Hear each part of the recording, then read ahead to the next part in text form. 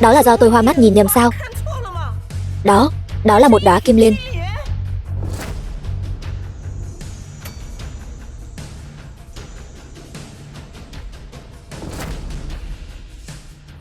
Một đóa kim liên.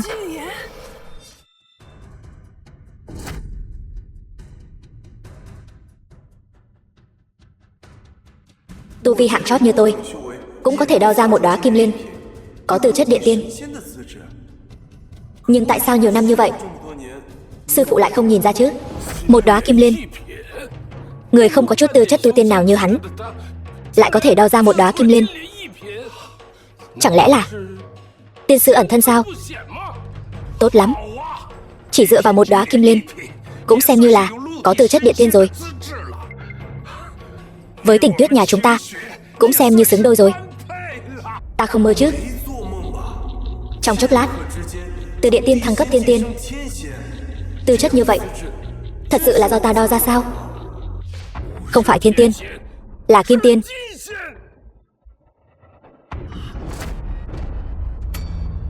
Thật sự là 3 đóa. Tư chất thiên tiên, 3 đóa kim liên, tư chất kim tiên. Một người thường lại có thể cùng thể chất thái âm, thể chất cửu dương, có tư chất ngang bằng nhau. Thần Châu lại có hiện tượng nuốt nhà.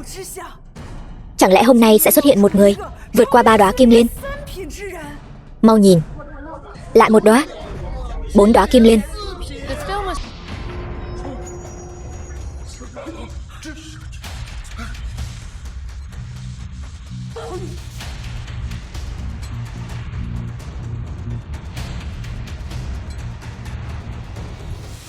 Thiên Châu dị động, trời đất biến sắc.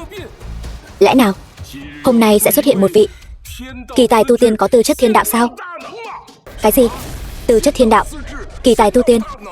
Từ thuở khai thiên lập địa đến nay cũng chỉ có một mình đạo tổ mới đạt được tư chất thiên đạo thôi. Nếu thật sự có người đạt đến tư chất thiên đạo ngang hàng với đạo tổ, người này chắc chắn sẽ làm chấn động toàn bộ tiên giới. Trước xuất hiện 3 đóa kim liên, rồi lại xuất hiện 6 đóa kim liên, mỗi lần đều khiến người ta không ngờ tới người khiến Thần Châu dị động. Không lẽ thật sự là hắn sao?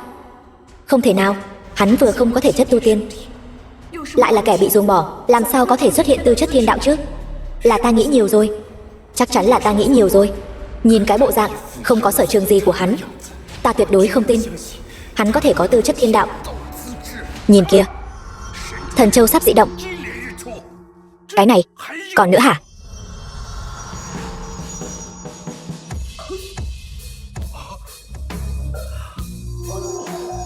Chín đóa kim liên, tư chất thiên đạo. Không ngờ nhân gian còn có một vị có tư chất tu tiên ngang bằng với đạo tổ, ngang hàng với tư chất của ta, đã có thể làm chấn động một nửa tiên giới, lại có thể ngang hàng với đạo tổ. Điều này chẳng phải khiến toàn bộ tam giới đều chấn động sao?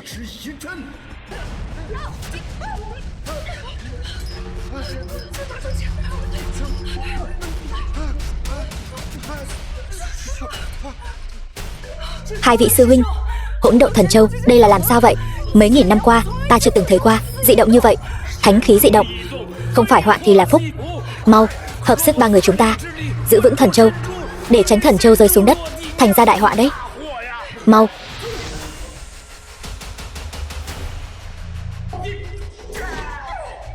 Thần châu ẩn chứa vạn cổ chi lực, dựa vào sức lực 3 người chúng ta, căn bản là không thể trấn áp được. Ta sắp không chịu nổi nữa rồi. Ta cũng sắp không chống đỡ nổi nữa rồi.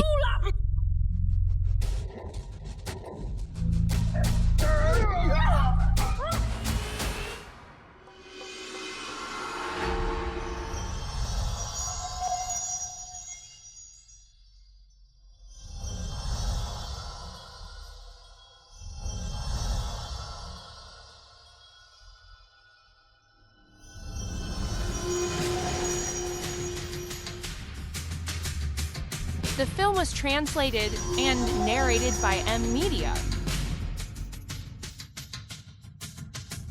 Đây là luồng sức mạnh gì vậy? Thế mà lại khiến hỗn độn thần châu cũng không chịu nổi. Đây là thần châu nổ tung, hóa thành 10 đóa kim liên. 10 đóa kim liên.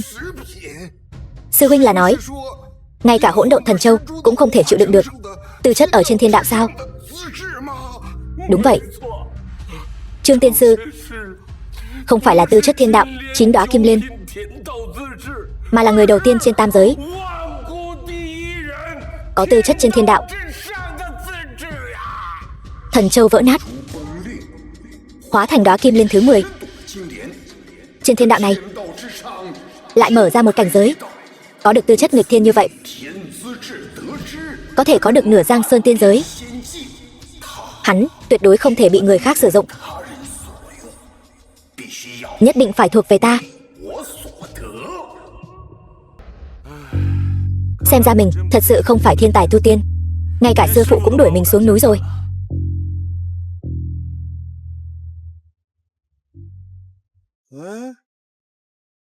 Khối ngọc bội này theo mình 20 năm rồi mà chẳng có động tĩnh gì. Sao hôm nay đột nhiên lại có cảm ứng? Chẳng lẽ thật sự là nhân quả hồng trần của mình chưa dứt?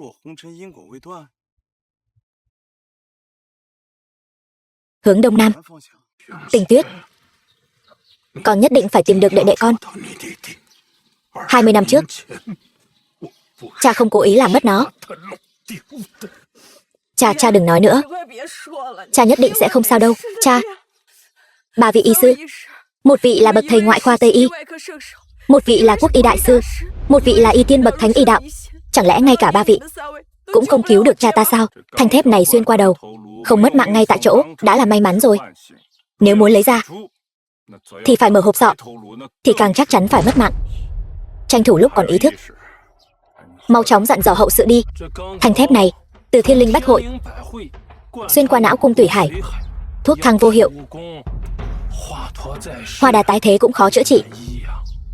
Nếu có thể từ tiên môn cầu được một viên hộ linh đan, bảo vệ Tủy Hải không tan rã, thì vẫn còn có thể cứu được. Nhưng bây giờ Trương gia chủ không thể di chuyển, càng không thể kiên trì để đến Hóa Vũ Tiên môn. Vẫn nên mau chóng chuẩn bị hậu sự đi. Phương pháp thông thường không cứu được cha ta, vậy phương pháp tiên đạo cũng không được sao? Tiên nhân cũng không phải là toàn năng.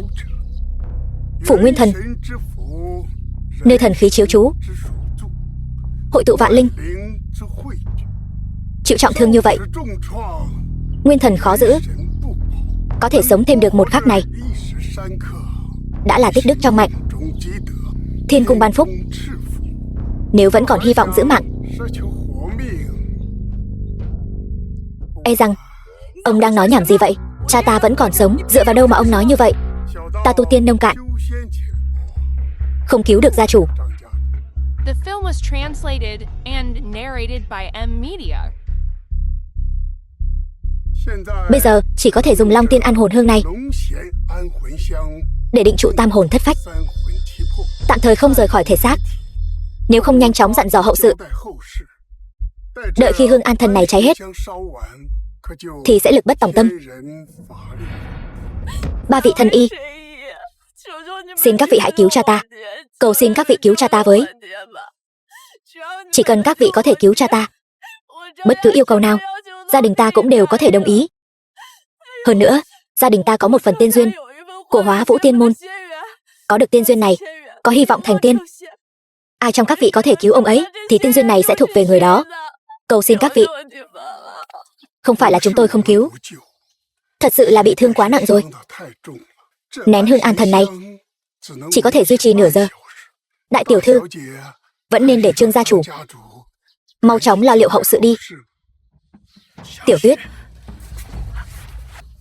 ngọc bội này cha giao cho con. Chuyện hôm nay tuyệt đối không phải ngẫu nhiên. Cha nghi ngờ là những kẻ 20 năm trước đã hại đệ đệ con mất tích lại xuất hiện rồi. Tuy con là con gái nuôi của cha, nhưng cha vẫn luôn xem con như con ruột của mình. Sau khi cha mất, con nhất định phải tìm được Tiểu Dịch. Một nửa Trương gia của cha sẽ thuộc về con.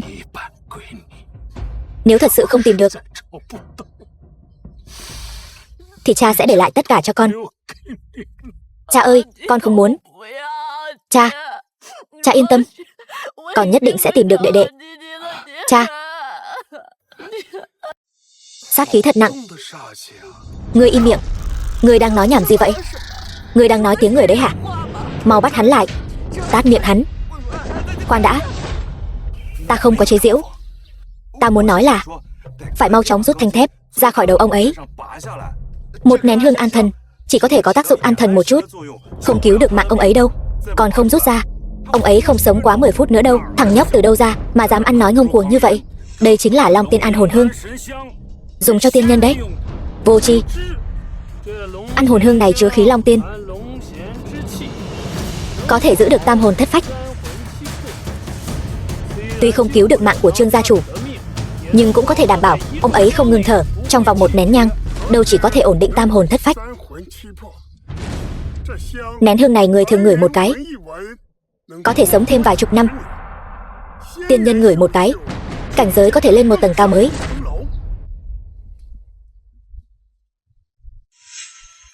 Không thể nào. Nén hương này ta đã luyện mấy trăm nén rồi. Sư phụ ta nói nén hương này chỉ dùng để đuổi muỗi thôi, đối với việc nâng cao tu vi không có chút tác dụng nào cả. Nếu không, làm sao ta có thể chỉ có chút tu vi còn con này chứ? Nói càn. Nén hương này lấy Long Tiên làm nguyên liệu, tu vi Đại La Thánh cảnh mới có thể luyện thành. Trên trời không nhiều, dưới trần gian hiếm có. Ta đã luyện hơn trăm năm mới tích cóp được vỏn vẹn 3 nén. Người vậy mà dám nói người đã luyện mấy trăm nén? Không thể nào. Sư phụ nói loại hương này một tu sĩ ở cảnh giới thấp như ta cũng có thể luyện, thì đúng là rác rưởi mà. Thôi kệ đi. Các vị đừng nói nữa. Trước tiên thì vị này rút thanh thép trên đầu ra đã. Nếu không rút ra ngay, ông ấy sẽ mất mạng thật đấy. Ăn nói ngông cuồng. 3 vị thần y chúng tôi còn không dám rút. Sao ngươi lại nói rút là rút? Rút ra sẽ mất mạng ngay tại chỗ. Sẽ không đâu. Các vị nghe ta này. Trước tiên dùng tiên khí luyện kim châm phong bế thần đỉnh trái phải của ông ấy, giữ lại tam hồn. Sau đó phong bế khí hải của ông ấy, 3 huyệt phong chỉ bách hội, bảo vệ thất phách. Có thể bảo vệ tính mạng ông ấy vô lo trong một khắc. Đó chính là thời cơ tốt nhất để rút thanh thép ra. Cái này, loại thủ đoạn này ta đã từng thấy trong y thư tiên đạo. Không phải tu vi Đại La Thánh cảnh không thể thi triển. Ngươi làm sao biết được? Ai đã dạy ngươi? Sư phụ của ngươi là ai? Ta là đồ đệ ở Ngọc. Không được. Sư phụ lợi hại như vậy, tu vi của ta lại thấp kém như thế, nói ra danh tính của ngươi chẳng phải làm người mất mặt sao? Ta là một đồ đệ của một môn phái trên núi. Môn phái chỉ có ta và sư phụ. Các vị chắc chắn chưa từng nghe nói đến. Chỉ là sư phụ chê tu vi của ta quá thấp nên đã đuổi ta ra khỏi sơn môn rồi. Không ngờ một kẻ bị môn phái bỏ rơi vậy mà lại biết loại công pháp thần tiên này. Cái gì mà công pháp thần tiên chứ? Sư phụ đã nói rồi, pháp này phàm là người tu tiên đều biết cả. Các vị chẳng phải là người tu tiên sao? Chắc chắn biết pháp này mà. Tại sao lại đứng nhìn mà không cứu, không thi triển pháp thuật cứu người chứ? Ngươi nói là họ đứng nhìn mà không cứu sao? Ăn nói bậy bạ. Công pháp này có thể cứu người là thật, nhưng chỉ có tu vi Đại La Thánh cảnh mới có thể thi triển. Tu vi của chúng tôi đều là cảnh giới kim đan hạ đẳng, không thể thi triển pháp này. Sư phụ nói kim đan còn ở trên cảnh giới thấp như ta rất nhiều. Nếu nói cảnh giới kim đan đều là hạ đẳng, vậy cảnh giới thấp như ta đây chẳng phải là hạ đẳng của hạ đẳng sao? Ta thấy là các vị không muốn cứu thôi. Ta đây tu vi còn xa mới đạt đến cảnh giới kim đan mà vẫn có thể thi triển. Sao vậy? Chẳng lẽ loại công pháp này người có tu vi cao lại không thi triển được, mà ngược lại là người có tu vi thấp như ta mới có thể thi triển sao? Ý ngươi là ngươi có thể cứu cha ta sao? Chỉ cần ngươi thật sự có thể cứu cha ta, ngươi muốn gì? Những gì ta có thể làm được ta đều có thể đồng ý với ngươi. Không cần đâu, chẳng phải chỉ là rút một thanh thép thôi sao? Chuyện nhỏ ấy mà. Ta sẽ rút nó ra cho ông ấy ngay bây giờ. Không được rút. Thanh thép vừa rút ra thì Trương gia chủ chắc chắn sẽ mất mạng. Trương gia chủ, đại tiểu thư, không thể để hắn rút ra. Rút hay không rút, các người nói không tính. Lão già, ông nói đi, thanh thép này ta rút hay không rút? Rõ ràng là lần đầu gặp mặt, nhưng sao ta lại cảm thấy rất quen thuộc, rất thân thiết với tiểu tử này. Một cảm giác khó tả rằng là có thể tin tưởng được. Tiểu tiên sư, ta nghe lời ngươi. Rút. Được. Khoan đã. Nếu có chuyện gì, Trương gia ta tuyệt đối sẽ không tha cho ngươi. Tình Tuyết, con nói nặng lời như vậy Nếu không rút, chỉ có đường đầu thai. Nếu rút ra, vẫn còn một chút cơ hội. Cứ thử một lần xem sao. Nếu cha bỏ mạng, đó là kiếp nạn cha phải chịu. Không liên quan đến tiểu tiên sư. Tiểu tiên sư, rút, hỏng rồi. Long Tiên An hồn hương sắp cháy hết rồi. Khí số của Trương gia chủ sắp cạn rồi. Không kịp nữa rồi. Cha sao rồi? Không gây tê, không khử trùng, rút thẳng ra. Ta thấy tiểu tử này không có ý tốt. Rõ ràng là muốn giày vò Trương gia chủ đến mất mạng. Xem ra các người thật sự không hiểu phương pháp cứu chữa. Thanh thép này rộng 1 ngón tay, đâm sâu 3 tấc vào não.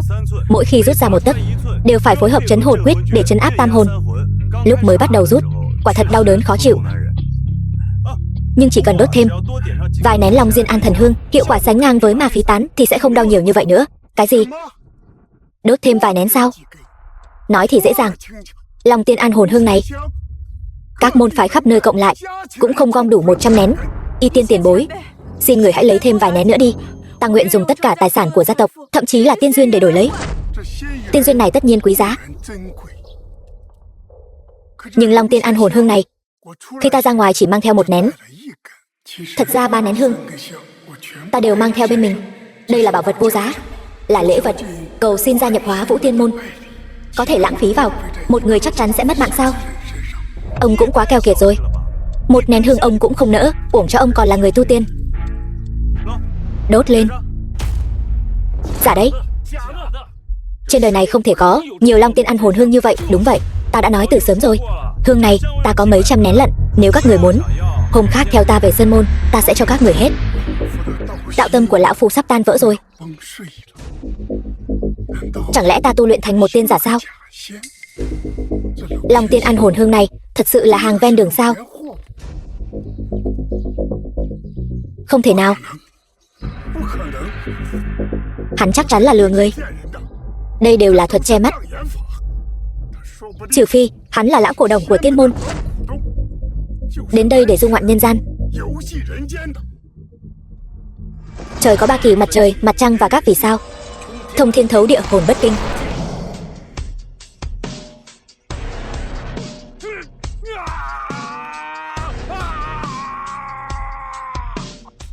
Hắn thật sự đã rút ra được 1 tấc. Trương gia chủ cũng không có dấu hiệu tắt thở. Không đau nữa rồi. Chẳng lẽ thật sự là Long Tiên An hồn hương? Còn nữa, thủ pháp và khẩu quyết của hắn đều là tu vi Đại La Thánh cảnh. Chẳng lẽ hắn thật sự là tiên nhân ẩn thế? Trên tay con trai ta cũng có một vết bớt như vậy. Chẳng lẽ nó chính là con trai ta, Tiểu Dịch? Không thể nào. Nó là người trong tiên môn. Cho dù Tiểu Dịch còn sống, cũng không thể nào vào được tiên môn. Chỉ dùng 20 năm là có thể tu thành tiên đạo đại năng như vậy sao? Kim Hữu Võ Thần, Khai Sinh Lộ, Si Mị Võng Lượng, Tẩu Bất Đình.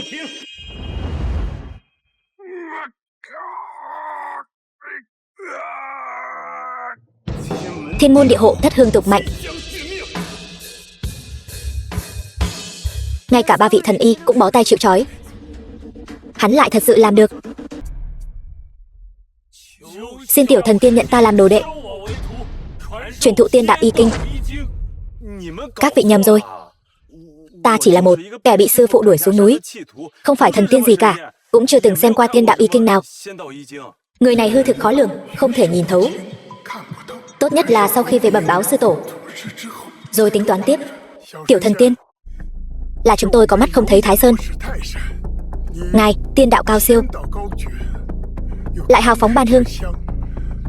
Không biết có thể ban cho ta một cây Long Tiên An hồn hương để bù đắp tổn thất hôm nay không?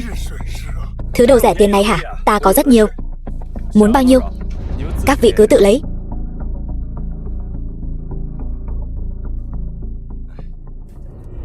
Tiểu thần tiên xin dừng bước. Ơn cứu mạng của tiểu thần tiên, ta không biết lấy gì báo đáp. Ta xin được bái một lại. 2 vị mau đứng dậy. Ta thật sự không phải thần tiên. Công pháp cứu ông vừa rồi, sư phụ ta từng nói bất kỳ người nào trong tiên môn đều có thể làm được. Nếu đã như vậy, Xin hỏi tôn tính đại danh của tiểu thần tiên. Gia đình ta có một phần tiên duyên của Hóa Vũ Tiên môn. Ngày mùng 3 tháng 3, tức là trưa mai, họ sẽ tổ chức đại hội tiên duyên. Nếu ngươi không chê, có thể thử một lần. Nếu có thể vào tiên môn, cũng có thể sớm ngày tiến vào vô thượng tiên đạo. Ta tên Trương Dịch. Trương trong cung trường, dịch trong dễ dàng. Trương Dịch. Ngươi cũng tên Trương Dịch. Trên tay nó cũng có dấu ấn. Chẳng lẽ nó thật sự là con trai đã mất của ta sao? Con trai ta là thần tiên. Tiểu thần tiên. Thì ra ngươi cũng tên Trương Dịch. Xin hỏi ngươi năm nay bao nhiêu tuổi? Đã nói rồi, ta không phải thần tiên, chỉ là một kẻ phế vật, không có tư chất mà thôi. Y thuật cũng chỉ biết một chút. Cứ gọi ta là Trương Dịch là được rồi. Tuổi cụ thể của ta cũng không biết. Từ nhỏ ta đã lớn lên trong núi. Theo sư phụ ta nói, thì chắc là tuổi này. Hóa ra đã tu hành 2000 năm rồi. Xem ra cũng chỉ là trùng tên với đứa con trai thất lạc của tôi mà thôi. 20 mấy tuổi rồi. Sư phụ nói nhân quả của ta ở Tĩnh Châu phía đông nam. Ở đây chắc có thể tìm thấy cha mẹ của ta. Nếu tìm được, nhất định phải hỏi cho rõ tại sao năm đó lại bỏ rơi ta. Không giấu gì ngươi, lão phu cũng tu luyện tiên đạo, chỉ là tư chất thấp kém, chưa từng đạt được chút tiên đạo nào. Tổ sư của Hóa Vũ Tiên môn từng nói, con gái ta Tình Tuyết chính là thể chất thái âm, song tu với nó có thể thay đổi tiên tư. Cha có ý gì vậy? Cha muốn con gả cho hắn sao? Tiểu tiên sư có ơn cứu mạng, không có gì để báo đáp. Hơn nữa tiểu tiên sư năng lực siêu phàm, con gả cho hắn, con không muốn sao? Cha, con có thể chất thái âm. Tổ sư tiên đạo nói, con có tư chất kim tiên, sau này có thể đưa con vào tiên môn, có thể phi thăng tiên giới. Chỉ vì muốn tìm tiểu dịch, con mới từ chối. Sau này nếu tìm được tiểu dịch, dù là để báo đáp ơn dưỡng dục của cha, con cũng có thể đưa tiểu dịch vào tiên môn. Nhưng hắn chỉ là một đệ tử, bị tiên môn bỏ rơi. Con tìm mười mấy năm rồi mà vẫn không tìm thấy. Cơ hội mong manh quá. Có lẽ tiểu dịch đã sớm không còn trên đời nữa rồi. Tiểu tiên sư có ơn cứu mạng, sao có thể không báo đáp chứ? Không cần, ta cứu người không phải vì ép người khác đền ơn. Sư phụ dạy ta phải hành thiện tích đức, như vậy sẽ giúp đột phá xiềng xích tư chất. Lão tiên sinh, ngài đã nguyện ý ban cho ta một phần tiên duyên, ta đã rất cảm kích rồi. Còn về chuyện hôn sự thì thôi vậy. Hóa Vũ Tiên môn theo đuổi tư chất tu tiên. Nếu Trương tiên sư, tư chất của ngươi không thể đạt được yêu cầu thu nhận đệ tử của họ, thì ngươi phải làm sao đây? Vậy thì chỉ có thể chứng minh rằng ta thật sự là một kẻ phế vật, không có tư chất tu tiên, chỉ có thể là một phàm nhân sinh lão bệnh tử. Cha, 3 năm thời gian, còn nhất định sẽ tìm được tiểu dịch.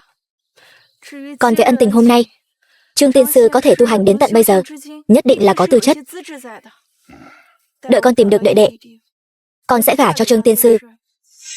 Đến lúc đó, giúp hắn trở lại tiên môn.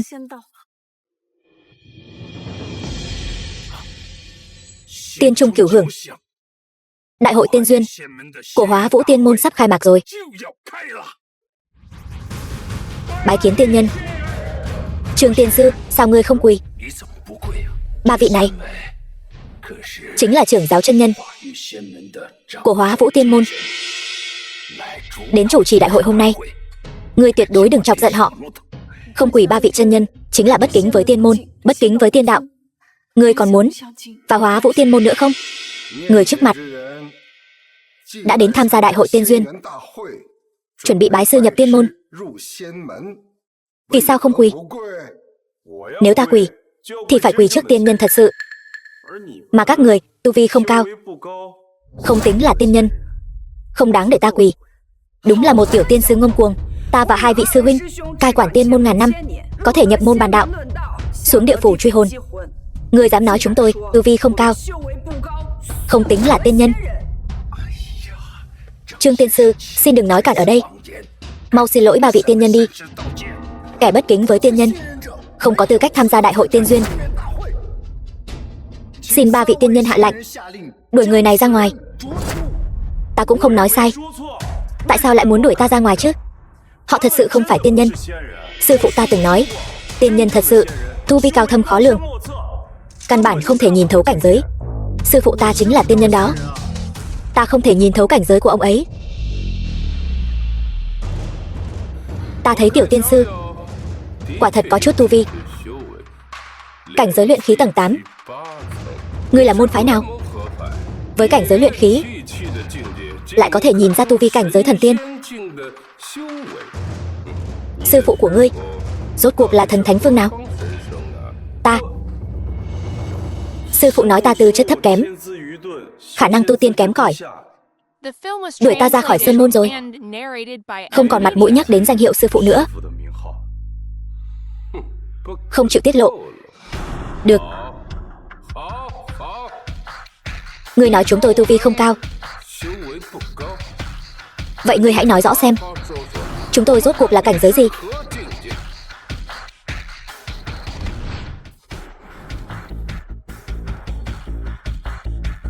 Sư phụ nói, trên đỉnh đầu 3 đóa kim liên là cảnh giới luyện khí, 2 đóa kim liên là cảnh giới trúc cơ, 1 đóa kim liên là cảnh giới kim đan, chỉ có 1 nụ sen là cảnh giới lục địa thần tiên. Giống như sư phụ, trên đầu chỉ có 1 nụ kim liên mới là thần tiên. Phạm nhân tu luyện đến lục địa thần tiên đã là cực hạn. Cảnh giới luyện khí luyện 3 đóa kim liên, cảnh giới trúc cơ luyện 2 đóa kim liên, cảnh giới kim đan luyện 1 đóa kim liên. Đợi kim liên khép lại trở về nụ,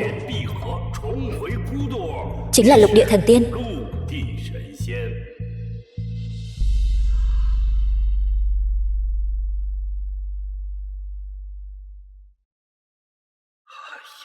Thuật che mắt của ta sắp không giấu được nữa rồi. Nó đã nở 9 đóa sen, nhập cảnh giới thiên đạo cảnh.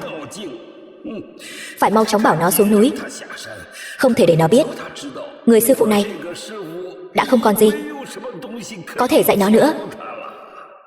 Cảnh giới của 3 người các ngươi chỉ là cảnh giới luyện khí, cách lục địa thần tiên còn xa lắm. Đúng là ếch ngồi đáy giếng, nói bậy nói bạ. Đường đường, ta là một lục địa thần tiên, lại bị ngươi nói thành một tu sĩ cảnh giới luyện khí nhỏ bé. Thật là nực cười hết sức. Nực cười hết sức. Theo ta thấy, sư phụ ngươi cũng như ngươi, ếch ngồi đáy giếng, không biết trời cao đất rộng. Nếu ngươi không chịu quỳ thì thôi vậy. Dù sao thì một kẻ ngu xuẩn như ngươi chắc chắn cũng không chịu nổi khảo nghiệm, không thể vào tiên môn. So đo với ngươi, ngược lại còn khiến chúng tôi mất đi thân phận.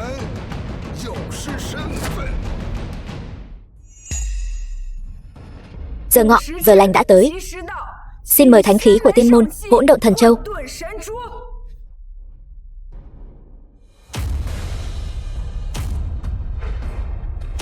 Xin kính mời thánh khí của tiên môn Hỗn Độn Thần Châu.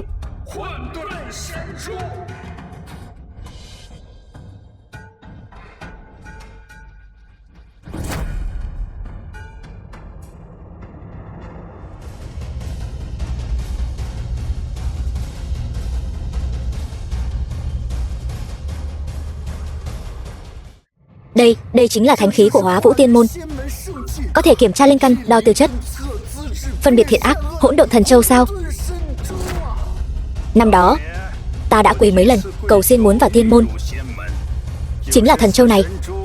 Đo được tư chất của ta không đủ, đến nay vẫn vô duyên với tiên đạo. Hồng Mông sơ thủy, thiên địa sơ khai, sinh ra Hỗn Độn Thần Châu này, tác dụng vạn ngàn. Một trong số đó là có thể đo tư chất tu luyện.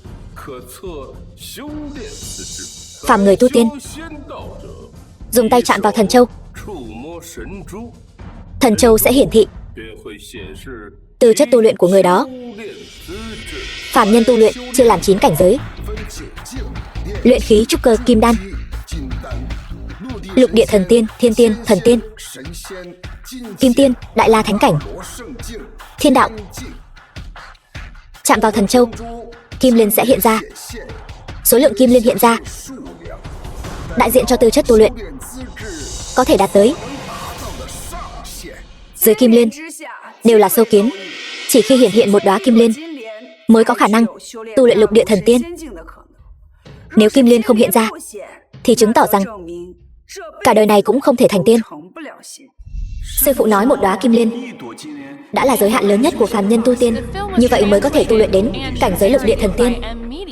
Vậy thì như ta, tu vi hạng chót, đầu sinh 9 đóa kim liên, thì không phải kiếp này không có cơ hội nữa sao? Một đóa kim liên, cảnh giới lục địa thần tiên. 2 đóa kim liên, cảnh giới thiên tiên. 3 đóa kim liên, cảnh giới kim tiên. Nếu có 6 đóa kim liên thì là cảnh giới đại la thánh cảnh. Tuy nhiên, loại tư chất này cực kỳ hiếm, có thể nói là vạn người có một. Nếu hiển hiện 9 đóa kim liên, có thể đạt đến cảnh giới thiên đạo. Cảnh giới này, từ khi khai thiên lập địa đến nay, chỉ có một người là đạo tổ đạt được. Đương nhiên, ngay cả khi một đóa kim liên cũng chưa xuất hiện, chỉ hiện ra nụ đóa kim liên, cũng đại diện cho việc có tư chất tu luyện, có thể làm đệ tử ngoại môn. Nếu một nụ đóa kim liên cũng không hiển hiện, thì chỉ có thể làm tạp dịch quét dọn bên ngoài tiên môn. Phàm là người có thể xuất hiện một đóa kim liên, có tư cách tu luyện lục địa thần tiên, đều có thể nhận được sự ban phúc của tiên môn lão tổ, tẩy tủy phạt cốt, nâng cao cảnh giới. 9 đóa kim liên là tư chất thiên đạo sao? Nhưng sư phụ rõ ràng đã nói với ta là 9 đóa kim liên là cảnh giới tu vi thấp kém nhất mà. Chẳng lẽ sư phụ đã nói sai rồi sao? Kiểm tra tư chất tiên đạo lập tức bắt đầu. Những ai muốn vào Hóa Vũ Tiên môn đều có thể tiến lên. Mặc dù cha đã định chuyện hôn sự giữa hai chúng ta, nhưng ta vẫn phải nói với ngươi. Tuy ta không mong ngươi có thể đạt đến tư chất kim liên cấp 1, nhưng ít nhất ngươi cũng phải đạt được cấp bậc đệ tử ngoại môn. Ta không muốn, cũng sẽ không gả cho một tạp dịch. Cái này,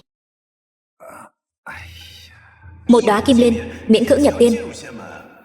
Vậy ta còn có nên kiểm tra không đây? 20 năm tu vi viễn vông của ta sẽ không thật sự trở thành tạp dịch quét dọn cho tiên môn chứ?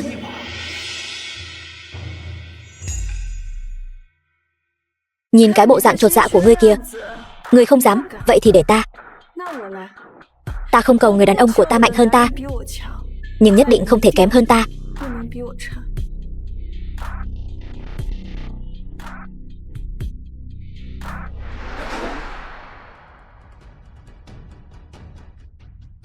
Con gái ta chính là thể chất thái âm, không thể là một đóa kim liên đơn giản như vậy đâu. Theo quy tắc của Hóa Vũ Tiên môn, 3 đóa kim liên đã có tư chất kim tiên. Loại phế vật tu luyện như ta, một đóa kim liên cũng không hiển hiện ra được, làm sao có thể mạnh hơn cô ấy chứ?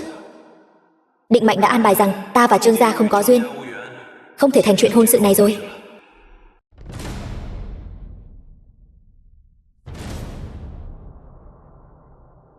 Ba đóa kim liên có tư chất tu thành kim tiên, đã vô cùng hiếm thấy. Không hổ là thể chất thái âm, bẩm sinh đã có tư chất tu tiên. Chỉ cần ra tay một chút đã là giới hạn mà vô số người cố gắng cả đời mới đạt được. Tư chất trên thiên đạo, người đầu tiên trên tam giới. Tư chất kim tiên của ta, trước mặt hắn không đáng một xu. Ta không tin, đến lão tổ cũng không thể đạt được cảnh giới này. Làm sao hắn có thể làm được điều đó? Kim liên này là giả, hắn căn bản không phải là 10 đóa kim liên cái gì cả. Hắn dùng thuật che mắt. Ta sẽ vạch trần ngươi ngay bây giờ. Kim liên tự vệ, không thể đến gần. Ngay cả tư chất thiên đạo cũng không thể bá đạo đến mức này. Cảnh giới ở trên thiên đạo chắc chắn không nghi ngờ gì nữa. Cái này, cái tư chất trên thiên đạo này, ta ngay cả nghe cũng chưa từng nghe qua. Huống hồ, ngay cả lão tổ cũng không thể đột phá đến tư chất này. Một tân binh vừa mới bước vào tiên giới như ta, làm sao có thể làm được chứ? Chắc chắn là thần châu bị hỏng, đã xảy ra lỗi. Trương tiên sư, ngài đừng tự ti như vậy. Nếu ngài có tư chất thiên đạo tuyệt đỉnh, với tu vi 2.000 năm, có thể thắng trăm vạn năm. Tu vi 2.000 năm. Ai vậy? Ta sao? Không phải ngài nói ngài đã hơn 2.000 tuổi rồi sao? Vậy chẳng phải là tu vi 2.000 năm sao? Trương gia chủ, ngài hiểu lầm rồi. Ta là nói 20 tuổi, không phải 2.000 tuổi. Cái gì? 20 năm.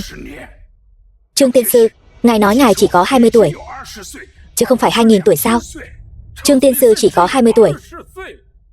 20 tuổi, tư chất trên thiên đạo. Thật không thể tin nổi. Quả là kỳ tài tu tiên. Tu vi 20 năm đã vượt xa tu vi 1.000 năm của chúng ta. Chúng ta còn mặt mũi nào tự xưng là tiên nhân nữa chứ? Các ngươi sẽ không nghĩ rằng ta 2.000 tuổi chứ? Làm sao có thể chứ? Các ngươi nhìn trên đầu ta xem, không có một sợi tóc bạc nào, không có một nếp nhăn nào. Làm sao có thể 2.000 tuổi được chứ? Cha, hắn cũng tên là Trương Dịch. Hắn cũng 20 tuổi.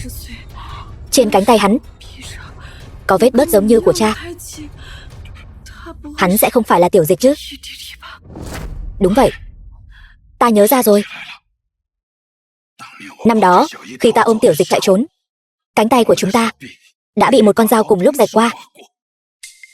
Nếu trên cánh tay nó có vết sẹo dao giống hệt của ta, vậy thì chắc chắn đó là Tiểu Dịch, không nghi ngờ gì nữa. Trương gia chủ, các người đang nói gì vậy? Tiểu Dịch gì? Vết sẹo dao gì?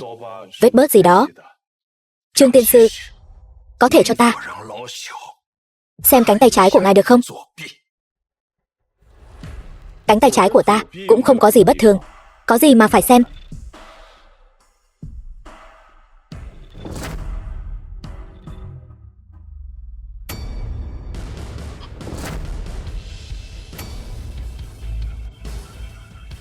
Trương gia chủ, trên cánh tay ngài sao lại có một vết sẹo giống hệt của ta? Chuyện dài lắm. Nhưng cũng chính là vết sẹo này khiến ta có thể xác định con chính là Tiểu Dịch mà ta đã đánh mất nhiều năm trước. Con trai, cuối cùng ta cũng tìm thấy con rồi. Tiểu Dịch, những năm qua ta và cha đã dùng mọi cách để hỏi thăm tung tích của đệ. Cuối cùng trời không phụ lòng người, đã tìm thấy đệ rồi. Ta đã làm trẻ mồ côi 20 năm, nương tựa vào sư phụ. Hôm nay đột nhiên có cha, có nhà rồi. Đúng vậy. Con trai, sau 20 năm chúng ta lại đoàn tụ, con không vui sao? Người nghĩ con nên vui sao? Con nên gọi người một tiếng cha sao? Người nghĩ nhiều rồi. Con không vui chút nào. Tiếng cha hôm nay con cũng không thể gọi ra. Con trai, 20 năm, tròn 20 năm chúng ta lại đoàn tụ. Con không nhận ta sao? Tại sao vậy? Con có cha, nhưng lại làm trẻ mồ côi 20 năm. Con luôn muốn một câu trả lời. Rốt cuộc con đã làm sai điều gì? Hay là sự ra đời của con chính là một sai lầm? Tại sao? Tại sao năm đó người lại nhẫn tâm bỏ rơi con? Tiểu Dịch,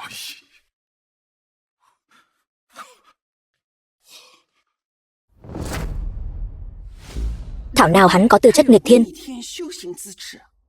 Hắn chính là người năm đó mà lão tổ đã tiên đoán là kỳ tài tu tiên, là con trai độc nhất của Trương gia. Còn nhớ mẹ từng nói rằng khi hắn ra đời, trời đất rung chuyển, có tư chất nghịch thiên. Vừa mới sinh ra đã có tư chất nghịch thiên. Năm đó lão tổ không muốn thấy có người có thể vượt qua cảnh giới tu vi của ông ta. Nhưng mà tiên nhân lại không được can thiệp vào chuyện phàm trần. Thế là bí mật ủy thác cho Giang gia. Sai tử sĩ lấy mạng hắn ngay trong tã lót. Đúng vậy. Tưởng rằng hắn đã mất mạng từ lâu. Không ngờ mạng hắn lớn thật. Nhưng cũng không sao, vì hắn không mất mạng, và cũng đã đo được tư chất nghịch thiên của hắn, chứng minh thân phận của hắn. Lão Tổ sẽ không khoanh tay đứng nhìn, để hắn bước ra khỏi đại hội tên duyên này. Tiểu Dịch, nguyên do trong chuyện này nhất thời khó nói rõ. Chúng ta về nhà đi, ta sẽ từ từ giải thích cho con. Đệ hiểu lầm cha rồi. Năm đó có người muốn lấy mạng đệ, cha vì muốn bảo vệ đệ đã bị chém hơn 10 nhát dao, máu gần như chảy cạn, ngất lịm đi, mới làm lạc mất đệ. Cái gì? Bị chém hơn 10 nhát dao sao? Đúng vậy. Nếu đệ không tin thì tự mình xem đi. Vết sẹo bây giờ vẫn còn ở trên người cha. Đúng vậy. Nếu không phải năm đó ta bị trọng thương, bất tỉnh nhân sự, ta sẽ không làm mất con đâu.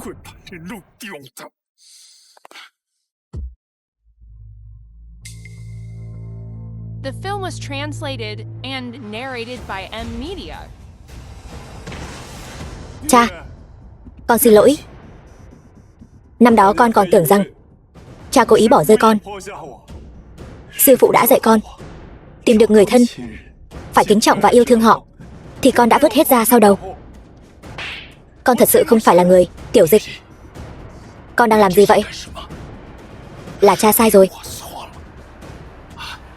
Đây là tiên môn, chúng ta không tiện nói chuyện. Chúng ta về thôi.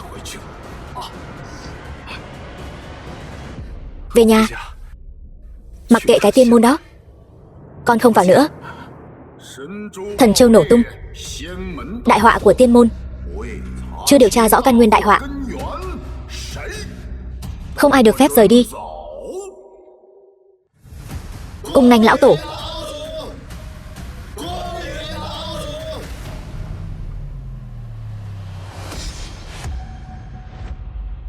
Là ai đã phá hủy thánh khí vạn năm của Hóa Vũ Tiên môn ta, Hỗn Độn Thần Châu? Lão Tổ, là hắn. Chính là hắn đã hủy hoại thánh khí của tiên môn. Bẩm lão tổ, là vị Trương tiên sư này. Ông ta chính là lão tổ của tiên môn. Vừa lên đã hưng sư vấn tội, không lẽ thật sự là đến gây rắc rối cho mình sao? Cơm có thể ăn bừa, nhưng lời không thể nói bừa đâu. Thần châu đó rõ ràng là tự vỡ. Các ngươi không thể đổ lỗi cho con trai ta. Thảo nào tư chất lại nghịch thiên đến vậy? Thì ra là hắn. Thổi nhỏ tai qua nạn khỏi. Đây chính là ý trời. Sống đến bây giờ vừa đúng lúc. Tư chất nghịch thiên của hắn có thể dùng cho ta. Dùng tư chất của hắn, tu vi của ta nhất định có thể trực tiếp đạt đến cảnh giới thiên đạo. Lão già nhà ngươi đừng biện hộ cho hắn nữa. Mọi người đều đã thấy thần châu nổ tung, hóa thành đóa kim liên thứ 10, rơi ngay vào tay hắn. Là các ngươi muốn ta đo mà. Đo ra 10 đóa kim liên, thần châu nổ tung, còn nói ta có tư chất trên thiên đạo. Ta đã nói rồi mà, chuyện này không thể nào. Chắc chắn là thần châu đã xảy ra sai sót, nổ tung biến mất. Chuyện này cũng không liên quan gì đến ta cả. Trương tiên sư, Hỗn Độn Thần Châu này rõ ràng là vì không chịu nổi tư chất nghịch thiên của ngài mới nổ tung tự hủy. Chúng tôi đã canh giữ thần châu đã nghìn năm rồi. Điểm này ngài không thể không thừa nhận đâu. Được, nếu các ngươi đều nói thần châu vì ta mà hủy, vậy ta cũng không còn gì để nói. Vậy các ngươi muốn thế nào? Thế nào? Dựa theo thần châu, bồi thường giá trị tương đương. Thần châu vô giá, thằng nhóc này có 10 cái mạng cũng không đáng giá bằng một viên hỗn độn thần châu. Lão tổ cố ý gây khó dễ. Thằng nhóc này hôm nay đừng hòng toàn thây trở ra. 20 năm trước để nó nhặt lại được một mạng, hôm nay lão tổ đích thân ra tay, xem nó bỏ mạng thế nào.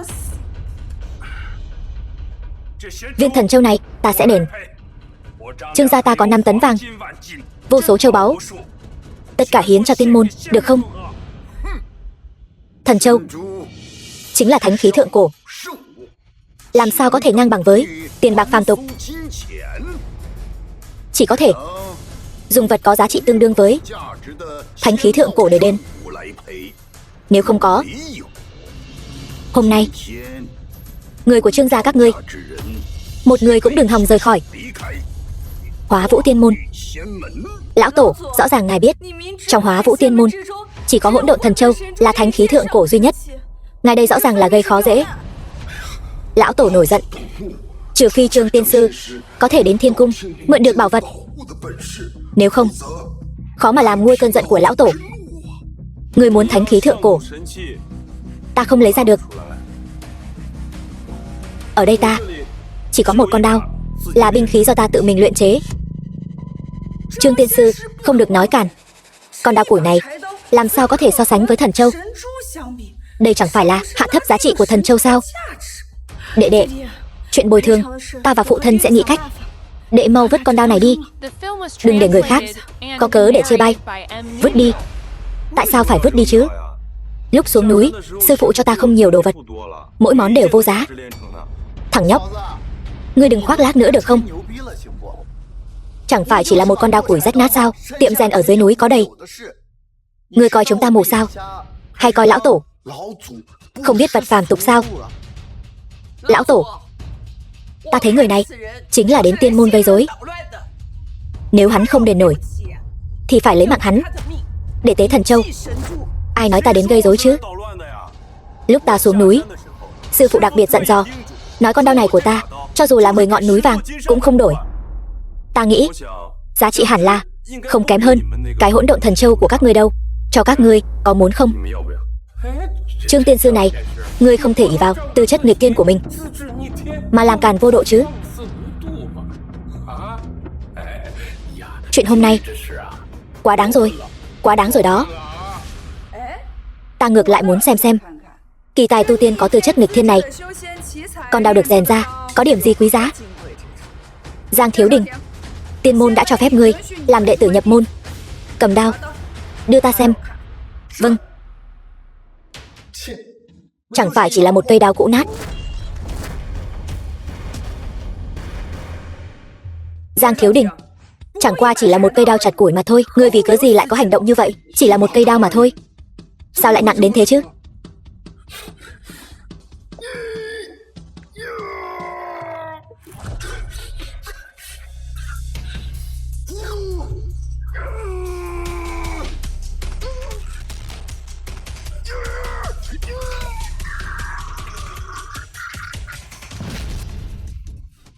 Thiếu Đình, con có thể nhấc được đỉnh nặng nghìn cân mà.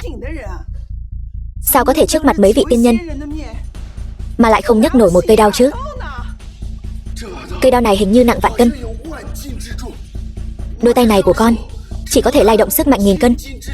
Con thật sự không nhấc nổi. Nặng mấy vạn cân.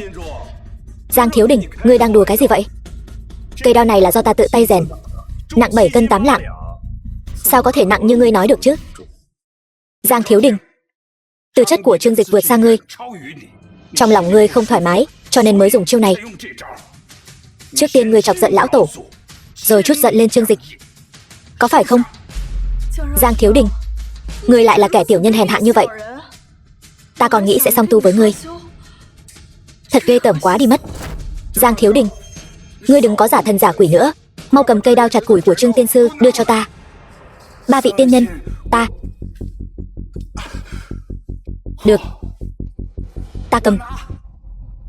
Hoặc là ảo giác, hoặc là hắn giở trò. Lần này ta sẽ dốc toàn lực. Ta không tin không nhấc nổi cây đao chặt củi rách nát của ngươi.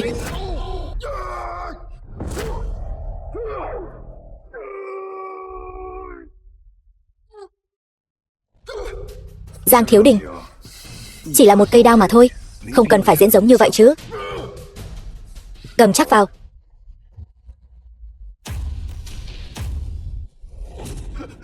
Các vị tiên nhân, cây đao này đã bị hắn giở trò, hại ta mất mặt trước mặt mọi người, làm nhục uy danh của tiên môn. Xin hãy tiên nhân thay ta chút giận, diệt hắn đi. Này Giang Thiếu Đình, ngươi diễn kịch đến nghiện rồi sao? Ta đã nói rồi mà, cây đao này nặng 7 cân 8 lạng. Đừng nói với ta là ngươi không nhấc nổi. Giang Thiếu Đình, rốt cuộc là chuyện gì thế này? Ba vị tiên nhân, cây đao này có điều kỳ lạ, nhất định là bị hắn giở cho gì đó. Ta không nhấc nổi. Vốn tưởng rằng căn cơ tu luyện của ngươi vững chắc, có thể trở thành đệ tử xuất sắc của tiên môn ta. Không ngờ ngay cả một cây đao cũng không nhấc nổi. Tránh ra.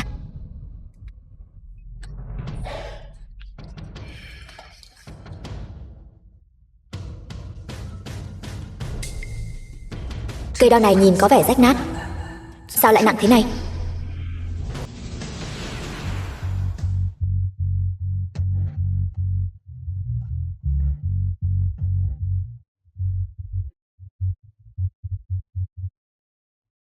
Cái này, chẳng lẽ cây đao này thật sự nặng vạn cân sao?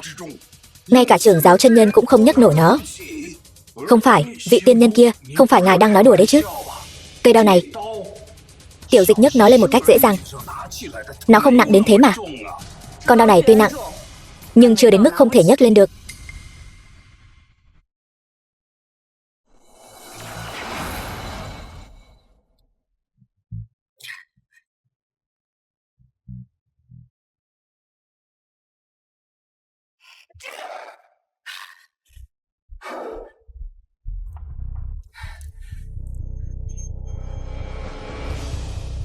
Ba vị chân nhân, các vị bây giờ đã tin ta rồi chứ? Con đao này chắc chắn là hắn đã dùng thủ đoạn gì đó. Nhìn dáng vẻ của các vị tiên nhân, không giống như đang giả vờ chút nào.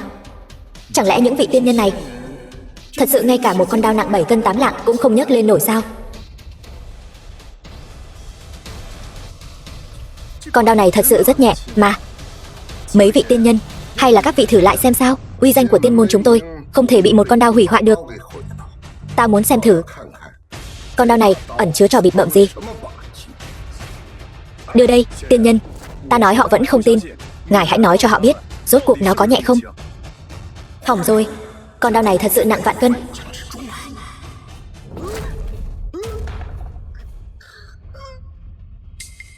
Sắc mặt của Bạch Thạch chân nhân không đúng lắm.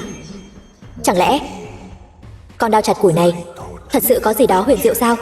Tiên nhân, con đao này ngài đã nhấc lên rồi, ngài hãy nói cho họ biết. Ta có nói dối không? Ngài thấy con đao này có nặng không? Con đao này rất nhẹ, không nặng chút nào. Trong tay ta nhẹ tựa lông ngỗng. Giang Thiếu Đình, ngươi nghe thấy rồi chứ? Bạch Thạch chân nhân đã nói rồi, con đao này rất nhẹ. Trò giả vờ giả vịt của ngươi đã bị vạch trần rồi. Ta không nói dối. Lão tổ, ngài phải tin ta. Thật sự là hắn đang đùa giỡn tiên môn. Thật giả thế nào? Có huyền diệu gì? Đem đao dâng lên đây, ta nhìn một cái là biết ngay. Bạch Thạch chân nhân, nào, đem đao dâng lên đây. Vâng.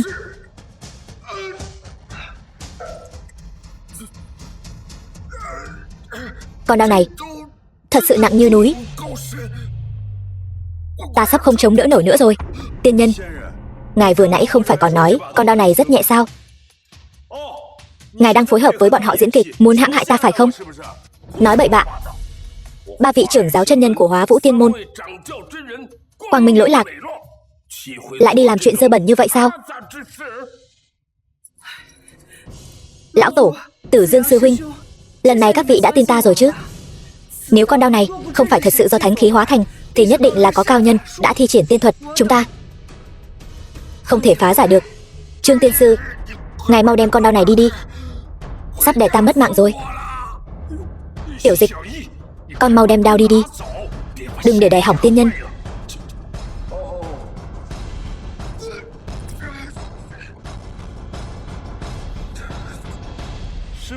Sư phụ từng nói, chỉ có tiên đạo thánh khí mới có thể tỏa ra sương mù 7 màu.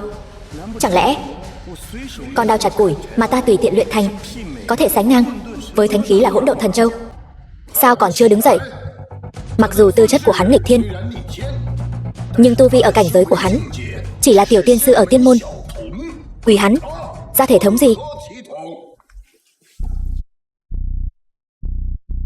Con đao này có thể gọi là thánh khí. Nếu hắn tùy tiện luyện thành, thì tu vi ở cảnh giới của hắn chắc chắn không phải tiểu tiên sư. Vậy ta cũng thử xem, rốt cuộc con đao này của ngươi nặng mấy cân mấy lạng. Khoan đã, con đao này rất có thể đã bị cao nhân động tay động chân. Tu vi của ba người các ngươi tương đương nhau. Vẫn là để ta làm đi. Lão tổ cẩn thận, con đao này thực sự rất kỳ lạ, không thể xem thường.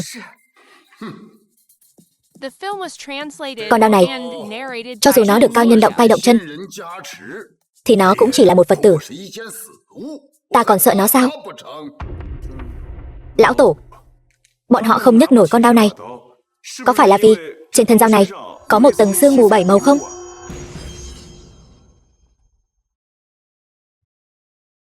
Làm gì có sương mù 7 màu nào? Ta chỉ thấy toàn vết rỉ sét thôi. Ngươi đừng ở đây mà mê hoặc lòng người. Ta không nói bậy mà. Trên thân dao này rõ ràng có một tầng sương mù 7 màu. Các ngươi không thấy sao? Không có. Làm gì có sương mù 7 màu nào chứ? Nói bậy bạ.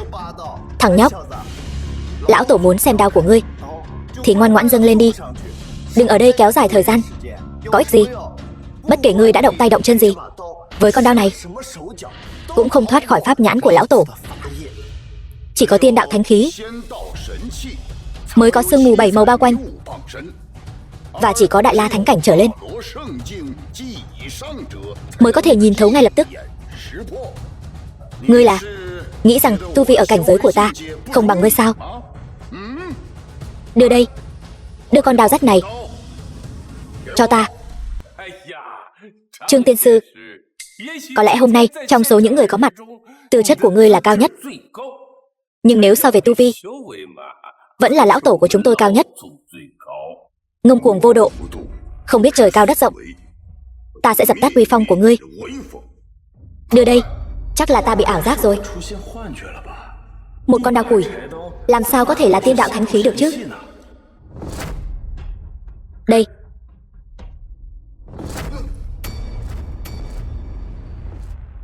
Con đao củi này không giống như có người đã dùng tiên thuật, mà lại nặng hơn cả núi. Chẳng lẽ nào thật sự là tiên đạo thánh khí bị bỏ quên trong bụi trần sao? Lão tổ, sao người lại trông có vẻ rất chật vật vậy? Người sẽ không nói rằng con đao này nặng vạn cân chứ? Lão tổ, người bị làm sao vậy? Chẳng lẽ con đao này thật sự nặng đến mức ngay cả lão tổ cũng không nhấc nổi sao? Lão tổ, có cần chúng tôi giúp không? Không thể để thằng nhóc này nhìn ra được. Ta trông như không thể nhấc lên được, nếu không thì mất hết thể diện rồi. Không cần. Một con đao rách nát thì nặng được mấy cân chứ?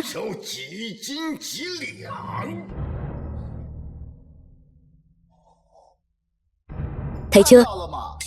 Dù ngươi đã thi triển tiên thuật gì đi nữa, đều đã bị lão tổ phá giải rồi. Ngươi vẫn nên ngoan ngoãn dùng mạng của ngươi để đến Hỗn Độn Thần Châu đi. Quả không hổ danh là tiên môn lão tổ. Tu vi của ngài ấy cao hơn chúng ta cả 100 lần. Rất dễ dàng đã nhấc được con đao này lên. Sao con đao này càng ngày càng nặng vậy? Ta cũng sắp không trụ nổi nữa rồi.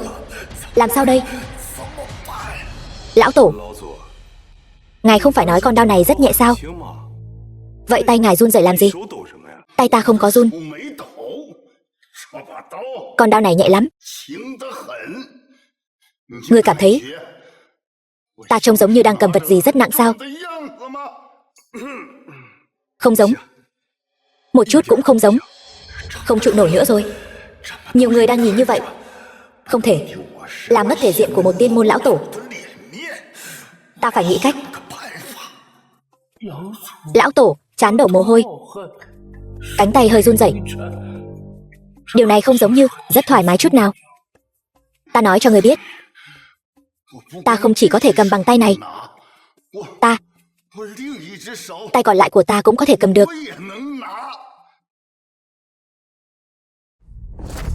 Lão tổ, ngài đang làm gì vậy? Sao ngài lại quỳ xuống trước một tiểu bối, lại còn quỳ ngay ngắn như vậy? Lão tổ, ngài đừng quỳ xuống trước mặt ta. Ngài có mấy vạn năm tu vi, ta mới 20 tuổi. Ta không dám nhận. Lão tổ, thân phận của ngài chính là thể diện của toàn bộ tiên môn. Ngài quỳ thế này, chính là toàn bộ tiên môn đều quỳ xuống rồi. Trong tam giới này, có thể khiến ta quỳ xuống, trừ các vị đại tiên nhân trên trời, cũng chỉ có tiên đạo thánh khí mà thôi. Tiên đạo thánh khí. Nhưng ở đây, ngoài hỗn độn thần châu tự hủy ra, thì còn có tiên đạo thánh khí nào nữa chứ?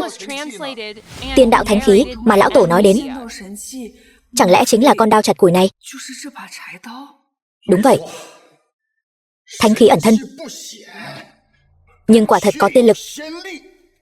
Con đao này có thể dùng làm vật bồi thường cho hỗn độn thần châu. Tốt quá rồi, hỗn độn thần châu đã được bồi thường, chúng ta có thể đi rồi. Tiểu Dịch, tốt quá rồi, chúng ta đi thôi. Tiên môn này cũng chỉ đến thế mà thôi. Lát nữa cha sẽ tìm cho con một tiên môn tốt hơn để tu luyện. Đi thôi. Đứng lại. Con đao này có thể dùng làm vật bồi thường cho thần châu, nhưng vẫn chưa đủ. Ngươi phải lấy ra thêm một kiện thánh khí nữa. Lại muốn thêm một thanh thánh khí nữa sao? Nhưng ngoài con đao này ra, trên người ta chỉ còn lại 2 quyển hôn thư này thôi. Các ngươi có muốn không? Trương tiên sư, không được hồ đồ. Sở dĩ lão tổ có tu vi cao, hoàn toàn nhờ vào hàng vạn năm qua giữ thân đồng tử, không cần nữ sắc. Vậy trên người ta, đây là thứ duy nhất còn lại rồi. Các ngươi không muốn. Vậy các ngươi muốn ta bồi thường cái gì đây? Còn có tư chất nghịch thiên của ngươi. Ta, nếu có thể có được tư chất của ngươi, thì có thể trực tiếp bước vào cảnh giới thiên đạo, sửa chữa thần châu. Ngươi muốn tư chất của ta? Sư phụ đã nói với ta, tư chất là thần thức căn nguyên của một người. Nếu đem tư chất của ta cho ngươi, thì chẳng phải ta sẽ vô thức vô tuệ, cả đời này vừa si vừa ngốc sao? Không được, điều kiện này ta không đồng ý. Lão tổ, người thân là thủ lĩnh tiên môn, làm sao người có thể nghĩ ra phương pháp độc ác và hèn hạ như vậy chứ? Chúng tôi đã tìm đệ ấy 20 năm, khó khăn lắm mới được đoàn tụ với nhau. Toàn bộ Trương gia chúng tôi không cho phép các ngươi động vào đệ ấy. Các ngươi nhìn cho rõ, đây là Hóa Vũ Tiên môn. Các ngươi đi hay ở, sống hay mất, lời các ngươi nói không tính, lão tổ nói mới tính. Không phải các ngươi nói tôi có tư chất nghịch thiên sao? Vậy ở đây chẳng phải là chẳng có ai là đối thủ của ta sao? Vậy chúng tôi muốn đi, các ngươi ai có thể cản được chúng tôi? Tuy ngươi có tư chất nghịch thiên, nhưng ngươi cũng phải có thời gian tu luyện mới có thể nâng cao cảnh giới chứ. Thế nhưng bây giờ ngươi thì sao? Cảnh giới thấp kém, không cần ta ra tay, tùy tiện gọi một đệ tử có thể khiến ngươi không ra khỏi cánh cửa này. Nếu có Ngũ Trang Quan chúng tôi giúp hắn một tay, cánh cửa này của các ngươi còn cản được sao? Theo lệnh sư phụ, Trương Dịch, Trương tiên sư, có Ngũ Trang Quan chúng tôi bảo hộ. Thánh nữ của Vạn Thọ Sơn Ngũ Trang Quan, sao nàng ấy lại đến đây?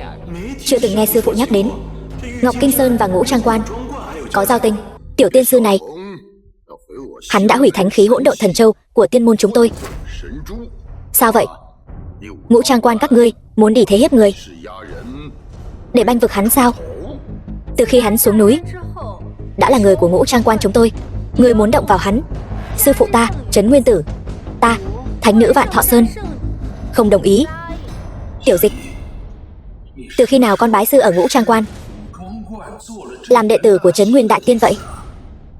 Con không có. Vị thánh nữ đây, ngươi có phải nhận nhầm người rồi không? Ta chưa từng đến Vạn Thọ Sơn.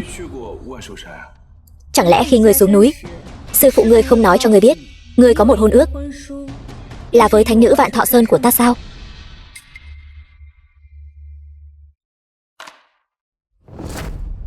Thánh nữ của Vạn Thọ Sơn Ngũ Trang Quan, thật sự là ngươi?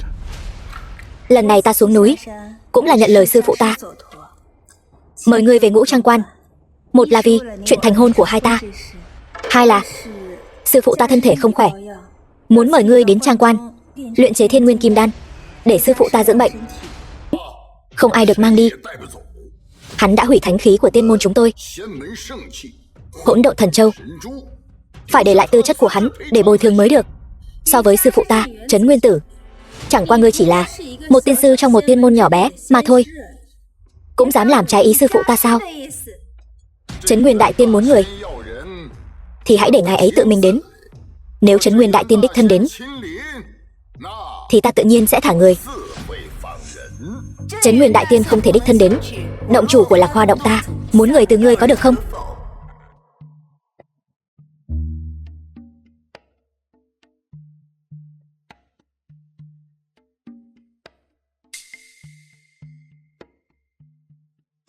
Lạc Hoa Động chưa thông báo, tự tiện đến đây, mong lão tổ đừng trách. Động chủ của Lạc Hoa Động sao cũng đến rồi? Nghe giọng điệu, hình như cũng là vì ta mà đến. Lẽ nào một phần hôn ước khác mà sư phụ cho ta chính là với nàng ta?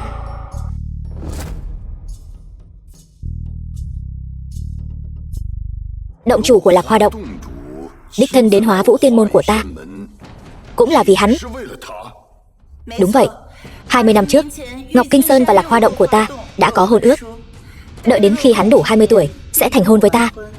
Hôm nay ta đến tiên môn này chính là để đón vị hôn phu của ta về Lạc Hoa Động thành hôn với ta. Một ngũ trang quan, một Lạc Hoa Động cùng nhau xuất hiện. Thế này làm sao ta có thể chọn đây?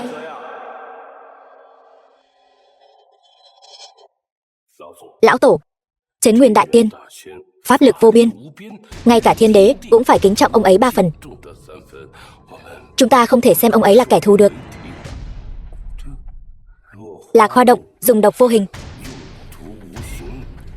trong tam giới không ai dám chọc giận. Chúng ta cũng không thể kết oán với họ được. Ta thấy vẫn nên thả người đi.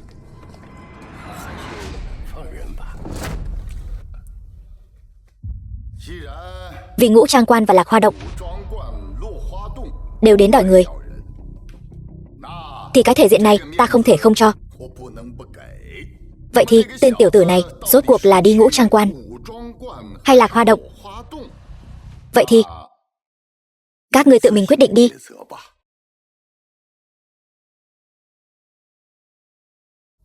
Thánh nữ Vạn Thọ Sơn, chàng là vị hôn phu của ta. Ngươi nắm tay nhầm người rồi. Trương Dịch, chàng ấy cũng có hôn thư với ta. Ta cũng có hôn ước với chàng ấy. Bây giờ đã gọi là vị hôn phu, chẳng phải là quá sớm rồi sao? Ngũ trang quan, quy tắc rườm rà, khắp nơi đều bị ràng buộc. Làm sao có thể tự do tự tại như ở Lạc Hoa Động được chứ? Chúng ta ở đó có thể trở thành một đôi phu thê vui vẻ. Ta nghĩ chàng sẽ chọn Lạc Hoa Động, đúng không? Ngũ trang quan cũng được, Lạc Hoa Động cũng được. Chỉ là e rằng chuyện ngày hôm nay ta vẫn không thể làm chủ được. Không phải chàng ấy không thể làm chủ, mà là chàng ấy sẽ không cưới các ngươi đâu. Người chàng ấy muốn cưới là ta. Ngươi, ta đã nói muốn cưới ngươi khi nào chứ? Bây giờ ta đã đủ rối rồi. Ngươi đừng gây thêm rắc rối cho ta nữa được không? Ta từng thề rằng trong vòng 3 năm chỉ cần tìm thấy chàng nhất định sẽ gả cho chàng. Sao vậy? Chàng không muốn cưới ta sao? Ta không phải là không muốn, chỉ là sư phụ đã định cho ta 2 mối hôn ước này. Ta vẫn chưa nghĩ ra cách giải quyết. Con đừng có lề mề nữa. Ta là cha của con, cho nên chuyện này ta sẽ làm chủ. Con hãy hủy bỏ hôn ước với 2 người này đi, sau đó trở về kết hôn với Tỉnh Tuyết. Không được. Ta là thánh nữ của ngũ trang quan. Chuyện hôn nhân đại sự sao có thể qua loa như vậy được? Cho dù hôn ước bị hủy bỏ, cũng phải gặp sư phụ ta, Trấn Nguyên Đại Tiên, bàn bạc rồi mới quyết định. Lạc Hoa Động của ta có thủ tất báo. Ngươi dám hủy hoại hôn ước của Lạc Hoa Động ta, ta chỉ có thể nói thứ ta không có được, thà hủy diệt. Ta là động chủ của Lạc Hoa Động, thánh nữ của ngũ trang quan, và cả vị tiểu thư này nữa. Chàng chỉ có thể chọn một người. Chọn ta đi, chọn ta. Loại độc này sẽ gây mất mạng người đấy. Chàng nghĩ kỹ chưa? Chọn các nàng ấy hay chọn ta? Nó là độc binh của Trương gia ta đấy. Chuyện hôn sự của nó do ta quyết định. Nó chỉ có thể cưới Tỉnh Tuyết. Không được. Tiên thể của sư phụ ta không khỏe, đang gấp rút chờ Trương Dịch luyện đan chữa thương. Hôm nay chàng ấy phải đi theo ta. Không được. Lạc Hoa Động của chúng tôi, cửu tập thập bát trại đã tề tựu đông đủ, chỉ để tham dự hôn lễ của chúng tôi. Lạc Hoa Động không thể mất mặt. Ngươi phải về với ta. Ta đã tìm chàng ấy 20 năm rồi, khó khăn lắm mới tìm được chàng ấy. Ta sẽ không để các người đưa chàng ấy đi đâu. Chàng ấy phải đi theo ta. Chọn ta đi. Các người đừng cãi nhau nữa. Chuyện hôn ước tạm thời gác lại. Vì ta đã tìm được người nhà thì nên cúng bái tổ tiên, nhận tổ quy tông. Ngày mai ta sẽ đến Ngũ Trang Quan. Trấn Nguyên đại tiên có thương tích, không thể chậm trễ. Còn về hôn ước, đợi sau khi hai chuyện này hoàn thành, ta sẽ mời sư phụ xuống núi. Còn về việc cưới ai, ta sẽ mời sư phụ xuống núi, cùng nhau quyết định. Đồng ý. Muốn dùng đan thuật để giải đinh đầu thất tiễn thư của ta, để cứu Trấn Nguyên tử. Hoang tưởng. Các đan sư, dược sư đến Ngũ Trang Quan đều là người của ta. Còn về tên tiểu tử có tư chất nghịch thiên này, đợi ta dùng đinh đầu thất tiễn thư phế hắn. Ta xem hắn cứu người thế nào.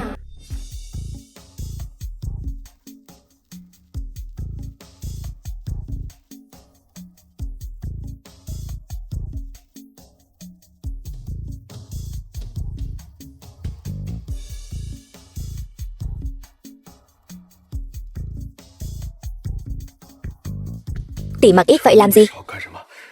Phi lễ chớ nhìn. Luận về nhan sắc, ta không kém gì Thánh Nữ và Lạc Hoa Động chủ. Nhưng luận về tiên đạo, ta không bằng họ. Cho nên cạnh tranh công bằng, tỷ lệ thắng của ta rất thấp. Ta còn chưa quyết định sẽ cưới ai. Cuối cùng vẫn phải để sư phụ phán quyết. Tỷ gấp cái gì chứ? Không được. Ta đã hứa với cha sẽ gả cho ngươi, báo đáp ơn dưỡng dục. Cho dù ngươi và họ chỉ có 1% khả năng, vậy cũng không được đâu. Lỡ như sư phụ biết được ta còn chưa giải quyết với hai nhà họ chuyện hủy bỏ hôn ước mà đã cùng ngươi phá thân song tu, thì sư phụ nhất định sẽ phế chân ta mất. Ta chỉ cần chúng ta gạo sống nấu thành cơm, họ sẽ biết khó mà lui, từ bỏ ngươi. Nhưng Ngũ Trang Quan và Lạc Hoa Động mất hết thể diện, họ chắc chắn sẽ không dễ dàng bỏ qua đâu. Không sao, nếu họ có giận, cứ trút lên người ta là được. Không được. Nếu là vì việc một mình ta hủy hôn mà liên lụy đến Ngọc Kinh Sơn, vậy danh tiếng của sư phụ chẳng phải sẽ bị ta hủy hoại sao? Không được, tuyệt đối không được. Trương Dịch, hãy nhận chiêu thứ nhất của thất tiễn thư, tâm hỏa phần thân. May mà ta đã luyện tĩnh tâm chú, cám dỗ nhỏ bé này vẫn chưa thể khiến ta mất bình tĩnh.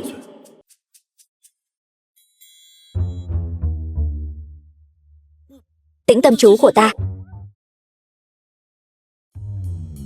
hỏng rồi, phá thân rồi. Để ta đóng 7 chiếc đinh vào người ngươi, ám chú sẽ hoàn thành. Ngươi sẽ không sống quá 7 ngày. Thất tiễn thư của ta, ngay cả tiên nhân cảnh giới thiên đạo cũng có thể lấy mạng được. Tên nhóc nhà ngươi tư chất nghịch thiên, nhưng tu vi lại không cao, lấy mạng ngươi dễ như trở bàn tay.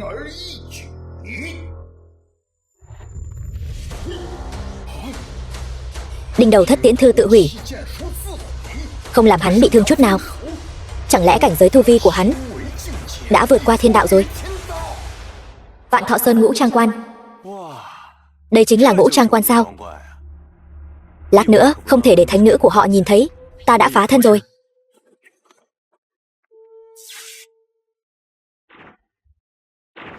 Thanh Phong đồng tử, Minh Nguyệt đồng tử. Người đến có phải là đệ tử Ngọc Kinh Sơn, đồ đệ của Triệu Thiên Sư, Trương Dịch tiểu hữu? Tiểu hữu, nhìn tuổi của hai người các ngươi, không nên gọi ta là tiểu hữu, mà nên gọi ta là ca ca. Nếu xét về vai vế, sư phụ ngươi, Triệu Thiên Sư đến đây, chúng ta cũng chỉ kính trọng gọi một tiếng Triệu sư huynh. Gọi ngươi một tiếng tiểu hữu đã là một vinh dự rồi. Nếu thực sự tính tuổi ra, đáng lẽ ngươi phải gọi chúng tôi một tiếng sư thúc mới đúng. Tuổi không lớn, khí phách không nhỏ, dám cùng sư phụ ta luận sư huynh đệ. Các ngươi có biết không, sư phụ ta, tiên nhân ở Ngọc Kinh Sơn, có bao nhiêu năm tu vi? Nói ra tuổi của ngài ấy sẽ khiến người giật mình. Nói nghe xem nào. Sư phụ ta, ngài ấy ngồi trấn giữ Ngọc Kinh Sơn đã có đủ 3 vạn năm tu vi rồi. Còn ta đây cũng đã 21 tuổi. Nhìn dáng vẻ của các ngươi chỉ khoảng 16, 18 thôi, ra vẻ lớn. Sư phụ các ngươi có biết không? 16, 18 sao? Ngươi có biết không? Bản đồng tử ta đã 1320 tuổi rồi. Bản đồng tử ta sinh sau sư huynh 100 năm, giờ đây đã hơn 1200 tuổi rồi. Ngươi 1320 tuổi, ngươi 1200 tuổi. Hai chúng tôi vẫn là người nhỏ tuổi nhất trong số 48 đệ tử của trang quan này.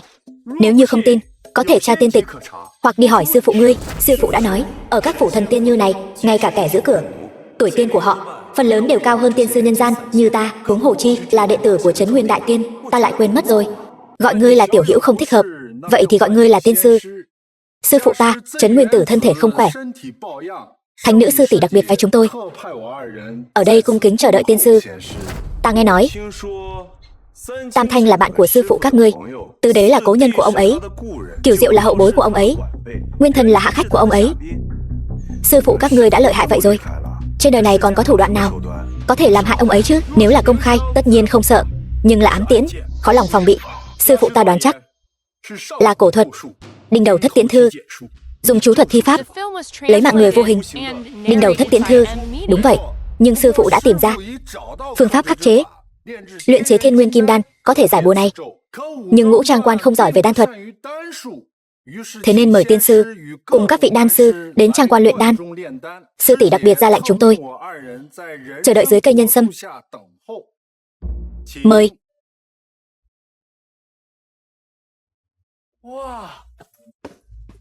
Đây chính là cây nhân sâm trong truyền thuyết đó sao? Trước đây ta chỉ nghe sư phụ nhắc đến, nói rằng quả này có thể cứu người mất mạng, chữa người bị thương, kéo dài tuổi thọ, là loại quả thần tiên có thể sánh ngang với ban đao của thiên đình. Đúng vậy, khi hỗn độn sơ khai, hồng mông mới phân định, lúc trời đất chưa mở, liền sản sinh ra linh căn này. Ở nơi đây nở hoa kết trái, gọi là thảo hoàn đan, còn gọi là cây nhân sâm. Cây nhân sâm này 3.000 năm nở hoa, 3.000 năm kết trái, lại thêm 3.000 năm nữa mới chín. Ngắn ngủi 1 vạn năm mới có thể ăn được. Người nếu có duyên được ngửi quả nhân sâm một cái, có thể sống 360 tuổi. Ăn một quả có thể sống 4 vạn 7.000 năm. Ngửi một cái có thể sống 360 tuổi. Ăn một quả có thể sống 4 vạn 7.000 năm. Đây không phải thần tiên, còn hơn cả thần tiên nữa. Sư phụ đã nói, hôm nay nếu có vị tiên sư nào có thể luyện ra Thiên Nguyên Kim Đan, thì sẽ ban cho hắn một quả nhân sâm. Phàm nhân ăn vào có thể nhập tiên đạo, tiên nhân ăn vào tu vi tăng gấp bội. Tu vi 1000 năm của sư phụ đứng yên không tiến bộ. Nếu ta có thể mang về một quả nhân sâm cho người nếm thử, người nhất định sẽ vui mừng khôn xiết. Phải rồi, Thánh nữ sư tỷ đã nói, người đến nhất định phải là đệ tử của Triệu Thiên Sư ở Ngọc Kinh Sơn. Chúng ta hỏi một câu, hắn cũng chỉ đáp một câu, không có bất cứ thứ gì có thể chứng minh hắn chính là vị mà sư tỷ đã nói. Trương Dịch có tu vi cảnh giới thiên đạo. Sư huynh thật thông minh, xem ra chúng ta phải thử hắn một phen, để phòng nhận nhầm người. Hai vị đồng tử, luyện chế Thiên Nguyên Kim Đan cho Trấn Nguyên Đại Tiên là việc quan trọng, hay là mau chóng mời thánh nữ nhà các ngươi ra đây đi, chúng ta luyện chế kim đan. Thánh nữ sư tỷ đã đi gặp các đan sư khác rồi, lát nữa sẽ đến. Phải rồi, sư phụ và thánh nữ sư tỷ đều nói, đệ tử của Triệu Thiên Sư ở Ngọc Kinh Sơn, Trương Dịch là kỳ tài tu tiên, tu vi đã đạt cảnh giới thiên đạo. Hay là ngươi hãy thể hiện một chút, để chúng tôi được mở mang tầm mắt. Ở Hóa Vũ Tiên Môn, thần châu mất linh, đo ra tư chất trên thiên đạo đã không thể giải thích rõ ràng rồi. Bọn họ lại muốn ta thể hiện tu vi thiên đạo, ta căn bản không có, làm sao mà thể hiện cho bọn họ xem đây? Trương tiên sư, vì sao vẫn chưa thể hiện? Là do nơi này quá nhỏ, không thể thi triển được, hay là nói Tu vi ở cảnh giới thiên đạo của ngươi đều là khoe khoang. Đồng tử nói đúng rồi, lúc ta bị sư phụ đuổi xuống núi, ngay cả cảnh giới luyện khí cũng chưa đột phá, làm sao có thể có tu vi ở cảnh giới thiên đạo chứ? Cái gì? Nhầm rồi, ngươi không phải là Trương tiên sư mà Thánh nữ sư tỷ bảo chúng tôi tìm. Đúng là một tên lừa đảo, dụ dỗ chúng tôi vào vườn nhân sâm này, chắc chắn là muốn trộm dị bảo tiên gia. Sư huynh, đuổi người này ra khỏi trang quan, dám lừa gạt ở Vạn Thọ Sơn Ngũ trang quan, xem ta có đánh ngươi thành thân tàn ma dại rồi mới ném ra ngoài không? Hai vị đồng tử, các ngươi hiểu lầm rồi, các ngươi hãy nghe ta nói hết đã chứ. Tên lừa đảo, ngươi còn muốn nói gì nữa? Triệu Huyền Nhất ở Ngọc Kinh Sơn là sư phụ của ta, ta cũng là Trương Dịch mà các ngươi nói đến. Nhưng việc ta có tu vi ở cảnh giới thiên đạo, đây là lời đồn. Cái gì? Lời đồn sao? Tin này rõ ràng là do Triệu Thiên Sư ở Ngọc Kinh Sơn đích thân truyền tin nói cho sư phụ ta biết mà. Không thể nào, tuyệt đối không thể nào. Nhất định là Trấn Nguyên Đại Tiên đã nghe nhầm rồi. Nếu ta có tu vi ở cảnh giới thiên đạo, làm sao có thể bị sư phụ đuổi xuống núi chứ? Sư phụ thường nói, làm người phải khiêm tốn. Người có tu vi càng cao, càng không dễ dàng phô bày bản lĩnh. Ngươi là nói, nếu hắn thật sự là Trương Dịch mà sư phụ nói, đang che giấu thực lực, không muốn cho chúng ta thấy, hay là dùng pháp bảo của sư phụ, Khổn Tiên Thằng, thử hắn một phen, xem có phải là cảnh giới thiên đạo không? Khổn Tiên Thằng không thể trói được tiên nhân ở cảnh giới thiên đạo, nếu hắn có thể dễ dàng thoát ra, thì chứng tỏ hắn có tu vi ở cảnh giới thiên đạo. Hai vị đồng tử, nếu hai vị vẫn không tin, có thể phái người đến Ngọc Kinh Sơn mời sư phụ của ta, người sẽ làm chứng cho ta. Ngọc Kinh Sơn cách đây đâu chỉ nghìn dặm, dù có cưỡi mây đạp gió, đi về cũng mất 1 ngày đường. Chỉ bằng cứ bắt người trước đã, đợi sư phụ trở về, phân rõ thân phận, rồi hãy quyết định, chẳng phải sẽ đơn giản hơn sao?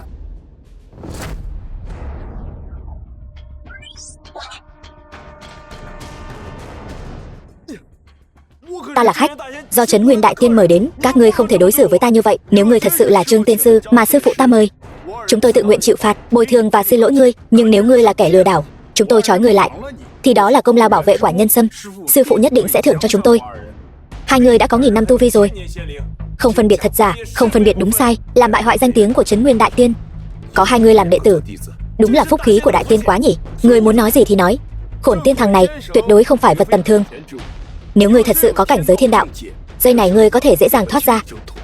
Nếu ngươi không thể, thì là một kẻ lừa đảo. Ngươi càng giãy giụa với sợi dây này, nó sẽ càng siết chặt hơn, cho đến cuối cùng hết hơi mà mất mạng. Nếu bây giờ ngươi có thể thoát khỏi Khổn Tiên Thằng, chúng tôi sẽ tin ngươi. Ta đã nói rất nhiều lần rồi, ta không có tu vi ở cảnh giới thiên đạo. Các ngươi bảo ta làm sao mà giãy? Sao sợi dây này đột nhiên lỏng ra vậy? Chẳng lẽ là hai vị đồng tử này bản lĩnh chưa tới, không trói chặt? Vị khách mà sư phụ muốn mời tuyệt đối không phải hạng tầm thường. Nếu ngươi không thể thoát ra, thì chính là giả mạo, bị siết đến mất mạng cũng đáng đời. Cứ để hắn ở đây, bị Khổn Tiên Thằng siết đến mất mạng đi. Sư huynh, chúng ta đi thôi. Trói lâu như vậy rồi, hắn vẫn không thi triển tu vi thoát khỏi trói buộc, xem ra thật sự không phải là người mà sư phụ muốn chúng ta đợi. Sư huynh, dọa hắn một chút là được rồi. Nếu thật sự có người mất mạng trong trang quan, sư phụ nhất định sẽ trách phạt. Hay là thu lại Khổn Tiên Thằng, đuổi hắn ra khỏi trang quan đi. Được.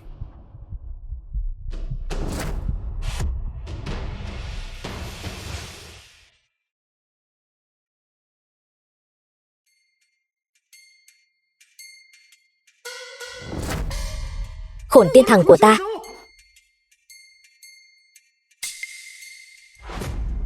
Hai vị đồng tử, nếu ta nói ta còn chưa dùng sức, Khổn Tiên Thằng này tự nó đứt rồi, ngươi tin không? Ngươi nói dối. Khổn Tiên Thằng này là pháp bảo tiên giới, cực kỳ kiên cố. Nếu ngươi không có tu vi thiên đạo, làm sao có thể giằng đứt nó chứ? Ngươi có tu vi ở cảnh giới thiên đạo, rõ ràng chỉ cần giằng thoát ra là được rồi, tại sao còn phải làm đứt Khổn Tiên Thằng? Thật mà, ta chỉ dùng một chút sức thôi, nó đã đứt rồi. Khổn Tiên Thằng bị giằng đứt, sư phụ và sư tỷ biết được, nhất định sẽ trừng phạt ta rất nặng. Ngũ trang quan là nơi thanh tịnh, vì sao lại ồn ào như vậy? Sư tỷ, đều là do Trương Dịch giấu giếm tu vi không nói. Ta và sư huynh dùng Khổn Tiên Thằng thử hắn một chút, nhưng hắn không chỉ cố ý trêu chọc chúng tôi, mà còn làm đứt pháp bảo tiên giới của sư phụ. Khổn Tiên Thằng, rõ ràng là các ngươi nói Khổn Tiên Thằng này chỉ có cảnh giới thiên đạo mới có thể thoát được. Vậy tu vi của ta thấp như vậy, làm sao có thể giằng đứt chứ? Nhất định là ngươi cầm nhầm rồi, đây căn bản không phải là Khổn Tiên Thằng. Trương tiên sư, hôm nay đến Ngũ trang quan của ta làm khách quý, một sợi Khổn Tiên Thằng đứt thì đứt thôi, Ngũ trang quan của ta sẽ không so đo với ngươi. Nhưng ngươi không nên giấu giếm tu vi, gây ra hiểu lầm như vậy. Giấu giếm tu vi? Ta thật sự không có. Ta ở trên Ngọc Kinh Sơn đấm sư phụ ta một quyền, sư phụ chỉ coi là gãi ngứa, còn nói nắm đấm của ta mềm nhũn vô lực, chẳng có chút dáng vẻ tiên nhân nào cả. Điều này không thể nào. Triệu Thiên Sư truyền tin nghìn dặm, nói bây giờ ngươi đã tu luyện đến cảnh giới thiên đạo, đan thuật, tiên thuật không gì không làm được. Nếu không, ta cũng sẽ không tự mình xuống núi mời ngươi đến. Sư phụ rốt cuộc đang làm gì vậy chứ? Cứ thổi phồng bản lĩnh của ta lớn đến vậy, chẳng phải là hại ta sao? Vậy ngươi và sư phụ ngươi nhất định có một người đang nói dối. Người nói dối chắc chắn không phải ta. Tu vi của ta thấp như vậy, có bao nhiêu bản lĩnh, chính ta còn không rõ sao? Ngươi đã phá thân rồi. Ngươi đã nói phải được sư phụ đồng ý, rồi chọn một trong ba, chọn ngày thành hôn. Thế mà bây giờ ngươi lại... Quả nhiên, trong miệng ngươi không có một lời nào là thật. Người nói dối đã tìm thấy rồi. Không phải Triệu Thiên Sư, mà là ngươi. Thánh nữ tỷ tỷ, ta không cố ý lừa gạt người. Là chuyện này, nó xảy ra quá nhanh. Thôi đi, ta đường đường là thánh nữ, lẽ nào lại gả cho một kẻ không trong sạch? Ngươi và ta hủy hôn. Luyện chế Thiên Nguyên Kim Đan là cách duy nhất để ngươi tạ tội với Ngũ Trang Quan. Nếu không luyện ra được, Ngũ Trang Quan và Ngọc Kinh Sơn sẽ tuyệt giao. Ta nhất định sẽ đạp nát Ngọc Kinh Sơn của ngươi. Nếu là so tài võ lực, tu vi, ta không có tự tin. Nhưng luyện đan lại là sở trường của ta. Được, một lời đã định. Được Trấn Nguyên Đại Tiên mời, chúng tôi đã đi suốt ngày đêm, không dám chậm trễ. Cuối cùng cũng không bỏ lỡ đại hội luyện đan này. Hai vị tiền bối đã vất vả trên đường rồi. Nếu có thể giúp Ngũ Trang Quan của chúng ta luyện ra Thiên Nguyên Kim Đan này, sư phụ ta, Trấn Nguyên Tử nhất định sẽ có trọng tạ. Thánh nữ khách khí rồi. Chúng ta và Trấn Nguyên Đại Tiên đều là đại tiên với nhau, là điều nên làm. Ta nghe nói, ngoài chúng tôi ra, Ngũ Trang Quan còn mời một vị cao nhân đan đạo đến Trang Quan luyện đan. Có phải cao nhân luyện đan hay không thì chưa chắc, nhưng nhất định là một tên miệng đầy lời dối trá. Nếu không phải sư phụ đã nói trước, nhất định phải mời hắn đến Trang Quan luyện đan, chúng tôi đã sớm đuổi hắn ra ngoài rồi. Hai vị đồng tử, sư phụ các ngươi mời ta đến, nhất định có lý do của người. Lỡ như viên đan này thật sự được ta luyện ra thì sao? Cao nhân đan đạo mà Trấn Nguyên Đại Tiên mời đến, không phải là hắn chứ? Đúng vậy, sư phụ ta mời chính là hắn. Nghe nói hắn tinh thông thuật luyện đan, ở Ngọc Kinh Sơn đã luyện ra Cửu Chuyển Kim Đan. Cái gì? Chỉ bằng hắn, chỉ mới hơn 20 tuổi mà có thể luyện ra Cửu Chuyển Kim Đan, e rằng chỉ là lời nói khoác lác thôi. Ta ở trong Lã Quân Cung tu luyện đan đạo 1000 năm, mới luyện ra Cửu Chuyển Kim Đan này. Hắn chưa đủ 100 năm đạo hạnh. Không thể tin, không thể tin được. Ta cũng cảm thấy người này miệng đầy lời khoa trương giả dối, không có một lời nào thật lòng. Nói là biết luyện đan, chắc là chỉ muốn giữ mạng sống tạm thời thôi. Chờ xem hắn luyện không ra đan dược, sư tỷ sẽ trừng trị hắn thế nào. Các người tin hay không thì tùy. Đợi khi ta luyện ra được kim đan chữa bệnh cho sư phụ các ngươi tự khắc sẽ tin. Lời đồn này là thật. Thật hay không thật, nói xuông không bằng chứng. Đan lô ở đây, ai có bản lĩnh đan đạo thật sự, ai chỉ nói lời sáo rỗng, sẽ lập tức rõ ràng.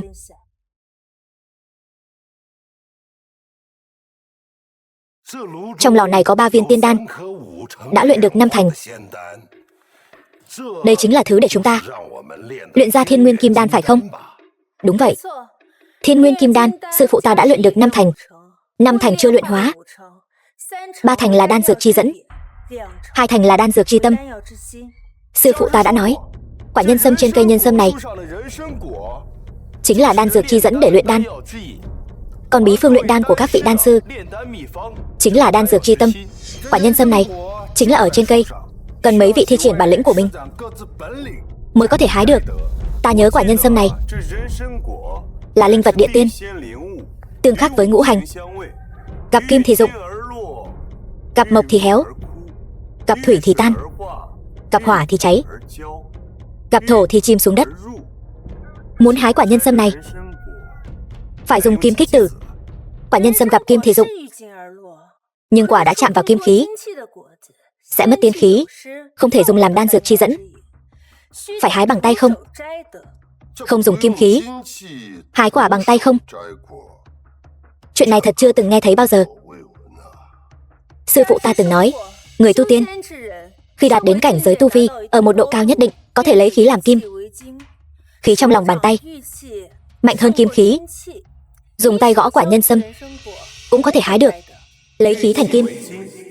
Sư phụ từng nói, đây là tu vi của Đại La Thánh Cảnh mới có thể làm được. Đôi tay này của ta còn kém xa lắm. Được, để ta trước. Ta đã tu đạo 3.500 năm.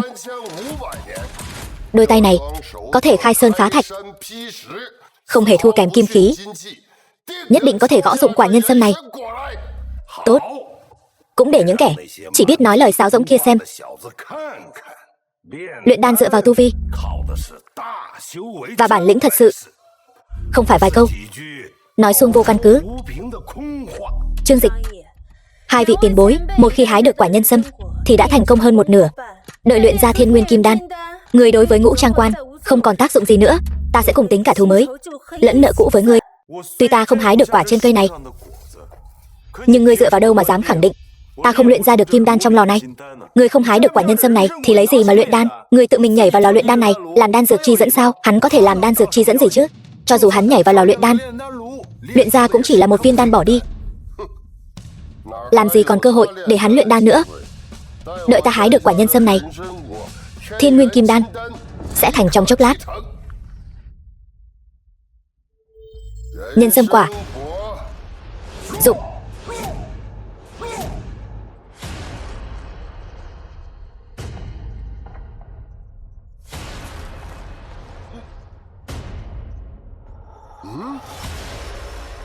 Lạ thật, theo lý mà nói, với tu vi của Quân Luân Đan Sư, lấy khí thành kim là không thành vấn đề.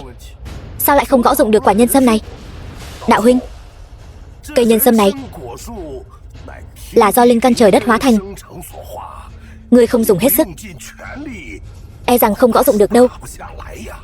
Được,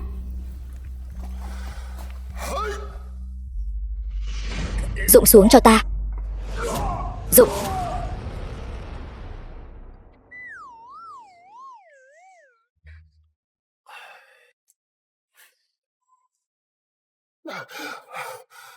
Côn Luân Tiên Sư, ngài đã tu luyện mấy nghìn năm, hẳn là đã sớm đạt đến cảnh giới lấy khí thành kim.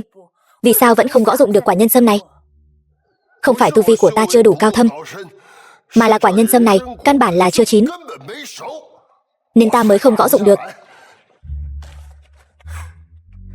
Cây nhân sâm này từ khi ra hoa đến khi kết quả mất 1 vạn năm. Chín hay chưa chín, Trấn Nguyên Đại Tiên lại không biết sao. Nếu chưa chín, Trấn Nguyên Đại Tiên còn gọi chúng ta đến làm gì chứ? Tiểu tử, ngươi là nói tu vi của ta không đủ, không hái được quả này sao? Vậy ngươi lên đi. Nếu ngươi có thể hái được quả này, ta sẽ vứt bỏ thể diện ra này, tôn xưng ngươi một tiếng tiên sư tiền bối.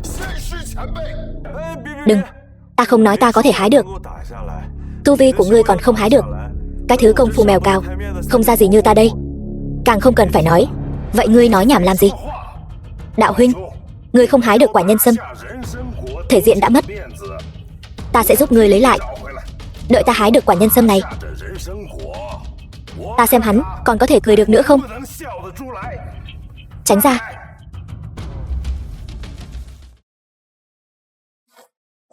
Thần lực xuất, tiên quả rơi, rơi xuống cho ta.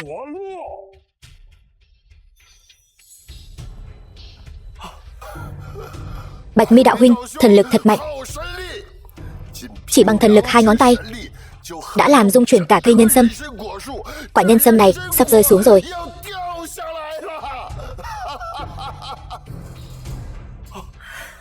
Minh Nguyệt, chuẩn bị đan bàn cẩm phách để hứng quả nhân sâm.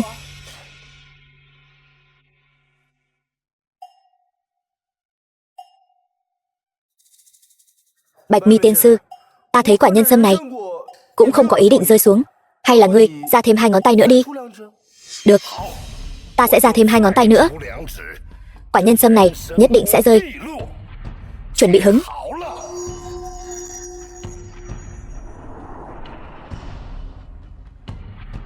Bạch Mi tiên sư, thần lực của ngươi e rằng vẫn chưa đủ để hái được quả này. Translated and narrated by M Media. Hai vị đan đạo tiền bối đều không hái được quả nhân sâm. Vậy thì không có đan dược chi dẫn để luyện đan rồi. Xem ra kim đan này hôm nay luyện không thành rồi. Hai vị đan đạo tiền bối đều không hái được quả nhân sâm. Không phải còn có người sao? Ngươi không phải khoe khoang có bản lĩnh luyện ra cửu chuyển kim đan sao? Vậy hái một quả nhân sâm hẳn là không thành vấn đề chứ? Đúng vậy. Hôm nay ta và Bạch Mi đạo huynh vận khí không tốt, để ngươi xem trò cười rồi. Nếu đã nói ngươi có thể luyện ra cửu chuyển kim đan, vậy cũng là cao nhân đan đạo. Tu vi ở cảnh giới của ngươi chắc chắn không dưới chúng ta. Ngươi hái một quả nhân sâm để chúng ta mở mang tầm mắt. Hai vị là tiên nhân, tu vi ở cảnh giới mấy ngàn năm còn không hái được.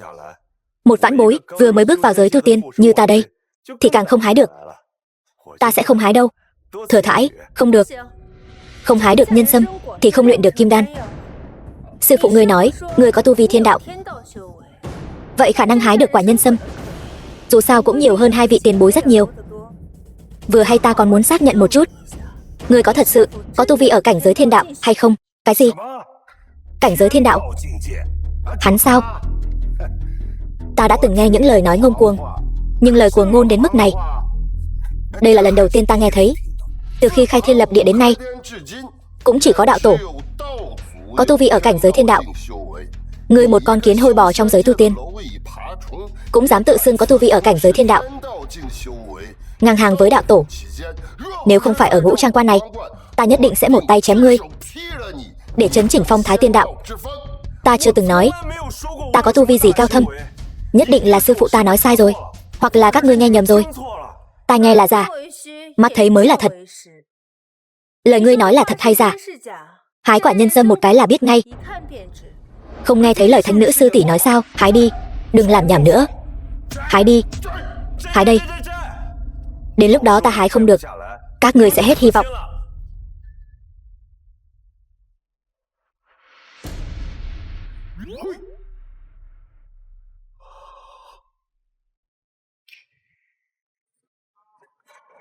Ta đã nói rồi, tu vi chút xíu của ta căn bản không thể lấy khí thành kim. Bây giờ các ngươi hết hy vọng rồi chứ? Thì ra sư phụ ngươi, Triệu Thiên Sư, chẳng qua cũng là một kẻ lừa đảo cầu danh trục lợi.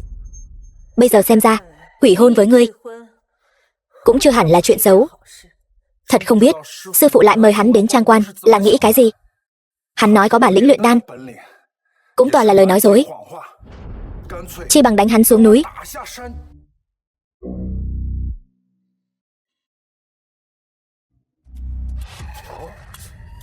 Cái này, mau nhìn quả nhân sâm kìa, hắn đánh rớt quả nhân sâm rồi.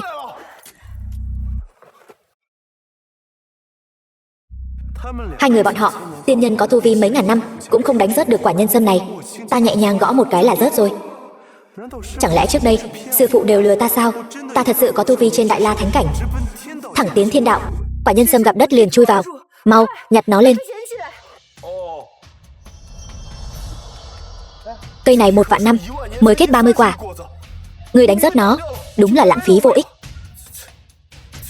Không sao, mặc dù mất 1 quả, nhưng lại kiểm chứng ra một vị tiên nhân thiên đạo. Thiên nguyên kim đan có hy vọng rồi. Có hy vọng sư phụ khỏi bệnh rồi. Nhẹ nhàng một cái là có thể hái được quả nhân sâm. Tuổi hắn còn trẻ, chẳng lẽ tu vi của hắn đã vượt sang ngươi và ta rồi sao? Không thể nào, theo ta thấy quả này rớt xuống căn bản không có bất kỳ liên quan gì đến hắn. Quả vừa rồi rõ ràng là hắn gõ một cái liền rớt xuống. Bạch Mi tiên sư, sao lại nói không liên quan gì đến hắn? Quả nhân sâm này đã chịu 2 đòn của Côn Luân đan sư, lại chịu thần lực 2 ngón tay của ta. Nó đã lung lay sắp rớt rồi. Đợi hắn đi tới, nhẹ nhàng gõ một cái như vậy, nó tự nhiên rớt xuống. Cho nên Công lao quả nhân sâm này rớt xuống. Vậy thì nó không thuộc về hắn. Bạch Mi tiên sư nói có lý. Ta cũng cảm thấy quả nhân sâm này không phải tôi đánh rơi. Để chứng minh quả này rốt cuộc có phải do cậu đánh rơi không, cũng rất đơn giản. Cậu đánh rơi thêm một quả nữa đi. Cũng được. Vậy tôi sẽ đánh rơi thêm một quả nữa. Nếu vẫn có thể đánh rơi thêm một quả nữa thì chứng tỏ lời sư phụ nói là lừa tôi. Nhất định phải về tìm sư phụ, hỏi cho ra lẽ. Được. Vậy thì làm lại lần nữa. Vừa nãy chẳng qua là hắn may mắn chọn chúng. Một quả nhân sâm sắp dụng. Lần này tôi đảm bảo hắn không đánh rơi được đâu. The film was translated and narrated by Nếu một vãn bối tu tiên cấp thấp như hắn mà cũng đánh rơi được quả nhân sâm thì ngươi và ta chẳng phải đã tu luyện mấy nghìn năm vô ích sao?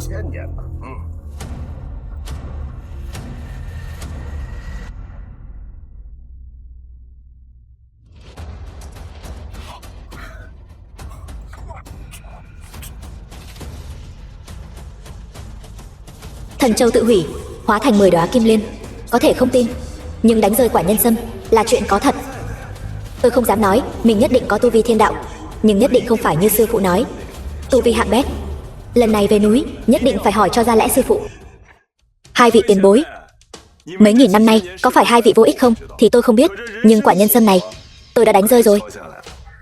Thánh nữ nói cậu có tu vi ở cảnh giới thiên đạo. Ban đầu tôi còn không tin, bây giờ xem ra mắt thấy tai nghe là thật rồi. Tiểu tiên bái kiến thiên đạo tiên nhân. Đạo huynh, khoan đã. Không thể chỉ dựa vào việc hắn đánh rơi một quả nhân sâm mà đã kết luận hắn là đại tiên cảnh giới thiên đạo. Đạo huynh nói thế nào? Quả nhân sâm gặp kim thì dụng. Cầm đại một loại kim khí là có thể đánh rơi. Chẳng lẽ kim khí này cũng có tu vi ở cảnh giới thiên đạo sao? Tiền bối, lời này của ngài có ý gì? Ngài đang nói Trương Dịch đánh rơi quả nhân sâm là gian lận, đã dùng kim khí sao? Kim khí? Toàn thân tôi ngay cả một thanh sắt cũng không có, lấy đâu ra kim khí chứ? Nghe nói có một số tiên môn từ nhỏ đã tắm kim thủy, dùng kim luyện thể.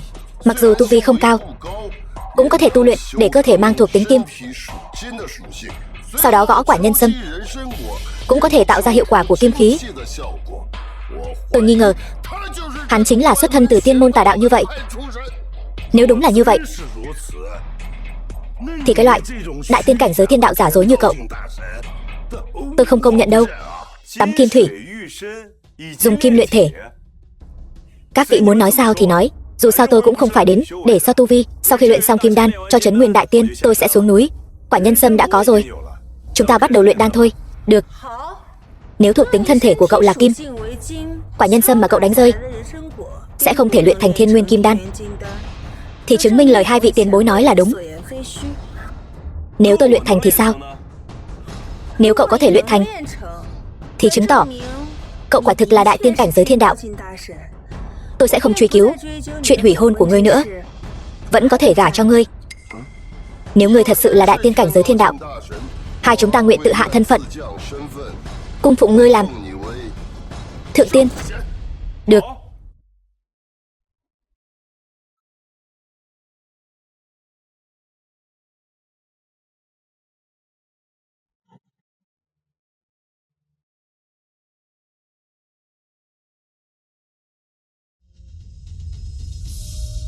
Nhân sâm đã vào lò luyện đan.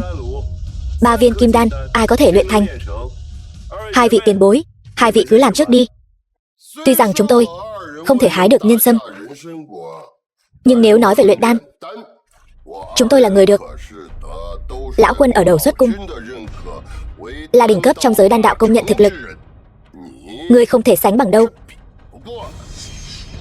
Viên Thiên Nguyên Kim Đan này do ta tự tay chế tạo, nhất định sẽ thành công. Ngươi không còn cơ hội nữa đâu. Nếu ta là ngươi, đã sớm tìm cơ hội lủi thủi xuống núi rồi. Ở lại đây thì cuối cùng chỉ có thể gánh chịu cơn thịnh nộ của tiên môn. Hai vị tiên nhân, nếu ta không nhớ lầm thì vừa nãy trước khi ta hái nhâm sâm, hình như hai vị cũng nói như vậy. Kết quả thì sao? Được. Vậy ta sẽ khiến ngươi thua tâm phục khẩu phục.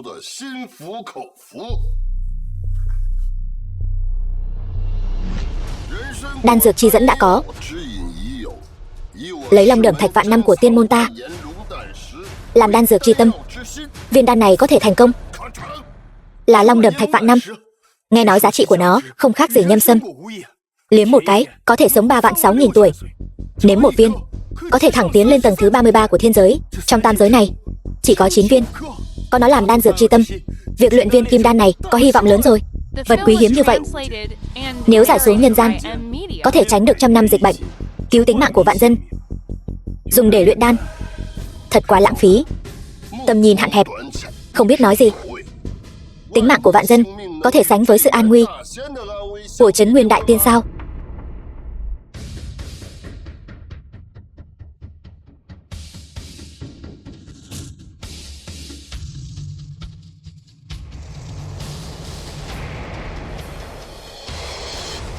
Lão tổ của Hóa Vũ Tiên môn dặn dò, không thể để Trấn Nguyên Tử hồi phục. Ta đã cho vào Hắc Long Đầm này thêm 3 phần độc, vừa có thể luyện ra Thiên Nguyên Kim Đan, lại khiến bọn họ không nhìn ra. Trấn Nguyên Đại Tiên vừa ngã xuống, phúc địa Vạn Thọ Sơn này cũng có phần của ta. Viên đan trong lò này sao lại mang theo độc khí? Chẳng lẽ là long đẩm thạch của lão đan đạo này có độc? Đạo huynh, lửa đã đủ, mở lò lấy đan thôi. Tinh thần cộng huyết khí, tứ tượng hộ trung đình, thủ tha khảm vị thực, điểm ngã ly vi âm. Mở.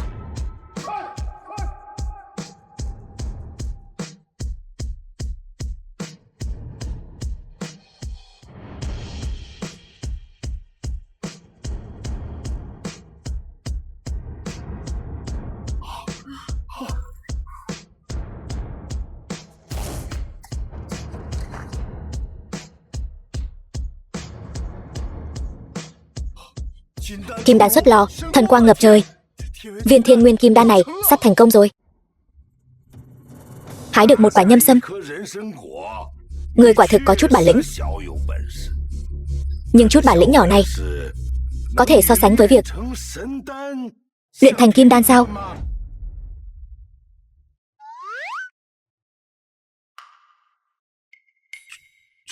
Tuy rằng chỉ có nửa viên, nhưng nó là Thiên Nguyên Kim Đan thật sự, không pha tạp. Phiền Thánh Nữ và 2 vị đồng tử dâng lên Trấn Nguyên Đại Tiên. Không được, kim đan này không hoàn chỉnh, lờ mờ còn có độc khí phát ra, không thể coi là Thiên Nguyên Kim Đan. Tuyệt đối không thể đưa cho Trấn Nguyên Đại Tiên. Có độc. Nói bậy. Kim đan này tuy chỉ có nửa viên, nhưng lấy nhân sâm đan dược chi dẫn, long đẩm thạch làm đan dược chi tâm, là kim đan thật sự. Hắn ngăn cản việc dâng cho Trấn Nguyên Đại Tiên, không có ý gì tốt. Nếu đã nói kim đan ngươi luyện không có độc, vậy trước mặt thánh nữ và 2 vị đồng tử, ngươi hãy ăn nó đi, tự chứng minh sự trong sạch. Kim đan này vô cùng quý giá, phối hợp với nhân sâm và long đẩm thạch cùng vô số thần dược khác, chỉ có Trấn Nguyên Đại Tiên mới xứng đáng hưởng dụng. Ta ăn nó, không phải là bất kính với Trấn Nguyên Đại Tiên sao? Ngươi không thể ăn, hay là trong lòng có quỷ không dám ăn? Côn Luân đạo huynh là tiên nhân Côn Luân, phẩm chất cao thượng, huống hồ đối với Trấn Nguyên Đại Tiên vô cùng kính trọng, sao có thể làm ra chuyện hạ đẳng như vậy? Ngươi nói lời này là đang ly gián Côn Luân Tiên môn với ngũ trang quan sao? Kim đan này có độc hay không, Trấn Nguyên Đại Tiên ăn hay không ăn, các ngươi, ta nói đều không tính. Thánh nữ ở đây tuệ nhãn như đuốc, tự có phán quyết. Sư tỷ, thân thể quý giá của sư phụ không thể có bất kỳ tổn hại nào, chi bằng cả 3 viên kim đan này toàn bộ đều luyện ra, rồi chọn ra một viên thượng phẩm nhất dâng lên sư phụ. Được, cứ theo Minh Nguyệt, đợi 3 viên kim đan đều được luyện chế xong dâng lên trước mặt sư phụ. Viên nào có thể ăn, viên nào không thể ăn, ai thật lòng thật dạ, ai giả dối, sư phụ tự sẽ phân biệt. Thiện ác sẽ rõ ràng ngay. Thằng nhóc, người phá hoại tiên duyên của Côn Luân Tiên môn ta với Ngũ Trang Quan. Mối thù này ta đã ghi nhớ, quyết không bỏ qua. Chuyện của một mình ngươi đừng liên lụy đến toàn bộ Côn Luân Tiên môn. Ta tin rằng Côn Luân Tiên môn cũng sẽ không hãm hại Trấn Nguyên Đại Tiên. Còn ngươi thì e rằng không chắc. Người trong sạch tự sẽ trong sạch. Đợi khi ngươi không luyện được kim đan, xem ngươi biện bạch thế nào. Đạo huynh đừng vội tranh cãi với tiểu tiên sư này, tự hạ thấp thân phận. Đợi ta luyện ra Thiên Nguyên Kim Đan, cùng nhau dâng lên Trấn Nguyên Đại Tiên, liệt kê tất cả tội của thằng nhóc này. Bất kính với tiên nhân, tội bất kính với Đại Tiên. Xem Đại Tiên xử lý hắn thế nào. Cứ theo đạo huynh. Không biết ta đã sơ hở ở bước nào, lại bị hắn nhìn ra đan này có độc. Có thể hoàn thành lời dặn dò của lão tổ Hóa Vũ Tiên môn hay không? Chỉ trông cậy vào đạo huynh thôi. Yên tâm, Thiên Nguyên Kim Đan không phải vật tầm thường. Hắn chắc chắn không luyện ra được. Đợi đến khi hắn luyện đan thất bại, tôi sẽ thêm độc dược bí truyền vào trong đan dược. Đến lúc đó, ông và tôi mỗi người giữ một viên. Dù Trấn Nguyên Tử chọn thế nào, hắn cũng khó thoát khỏi kiếp nạn này. Bạch Mi tiên sư, ngài từng hùng hồn tuyên bố trong tam giới, không có đan dược nào mà ngài không luyện ra được. Xem ra viên Thiên Nguyên Kim Đan này vẫn phải nhờ cậy vào ngài rồi. Mời ngài. Thánh nữ cứ yên tâm, nếu không luyện ra được viên Thiên Nguyên Kim Đan này, tôi nguyện tự phế tu vi, từ nay không bước vào tiên đạo nữa.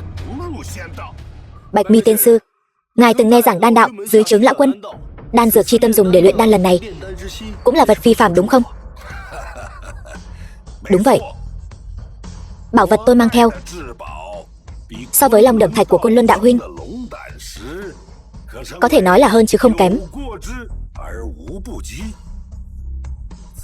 Đây là Phượng huyết thượng cổ, được mệnh danh là thần dược, có thể cứu người đã mất, hồi sinh xương thịt. Tam giới hiếm thấy. Phượng huyết thượng cổ, 100 năm mới lấy được 10 giọt, 1 vạn năm mới tích góp được một lọ nhỏ như thế này. Vật hiếm có thật. Mang ra luyện đan, phí của trời. Người câm miệng. Trấn Nguyên Đại Tiên là tổ địa tiên. Vật hiếm có như thế này cũng chỉ có Đại Tiên mới có tư cách hưởng dụng. Phượng huyết này có điều bất thường, ẩn chứa độc tố. Chẳng lẽ hai lão đan đạo này đã thông đồng với nhau, không phải đến để luyện đan cho Trấn Nguyên Đại Tiên, mà là đến để hãm hại ông ấy?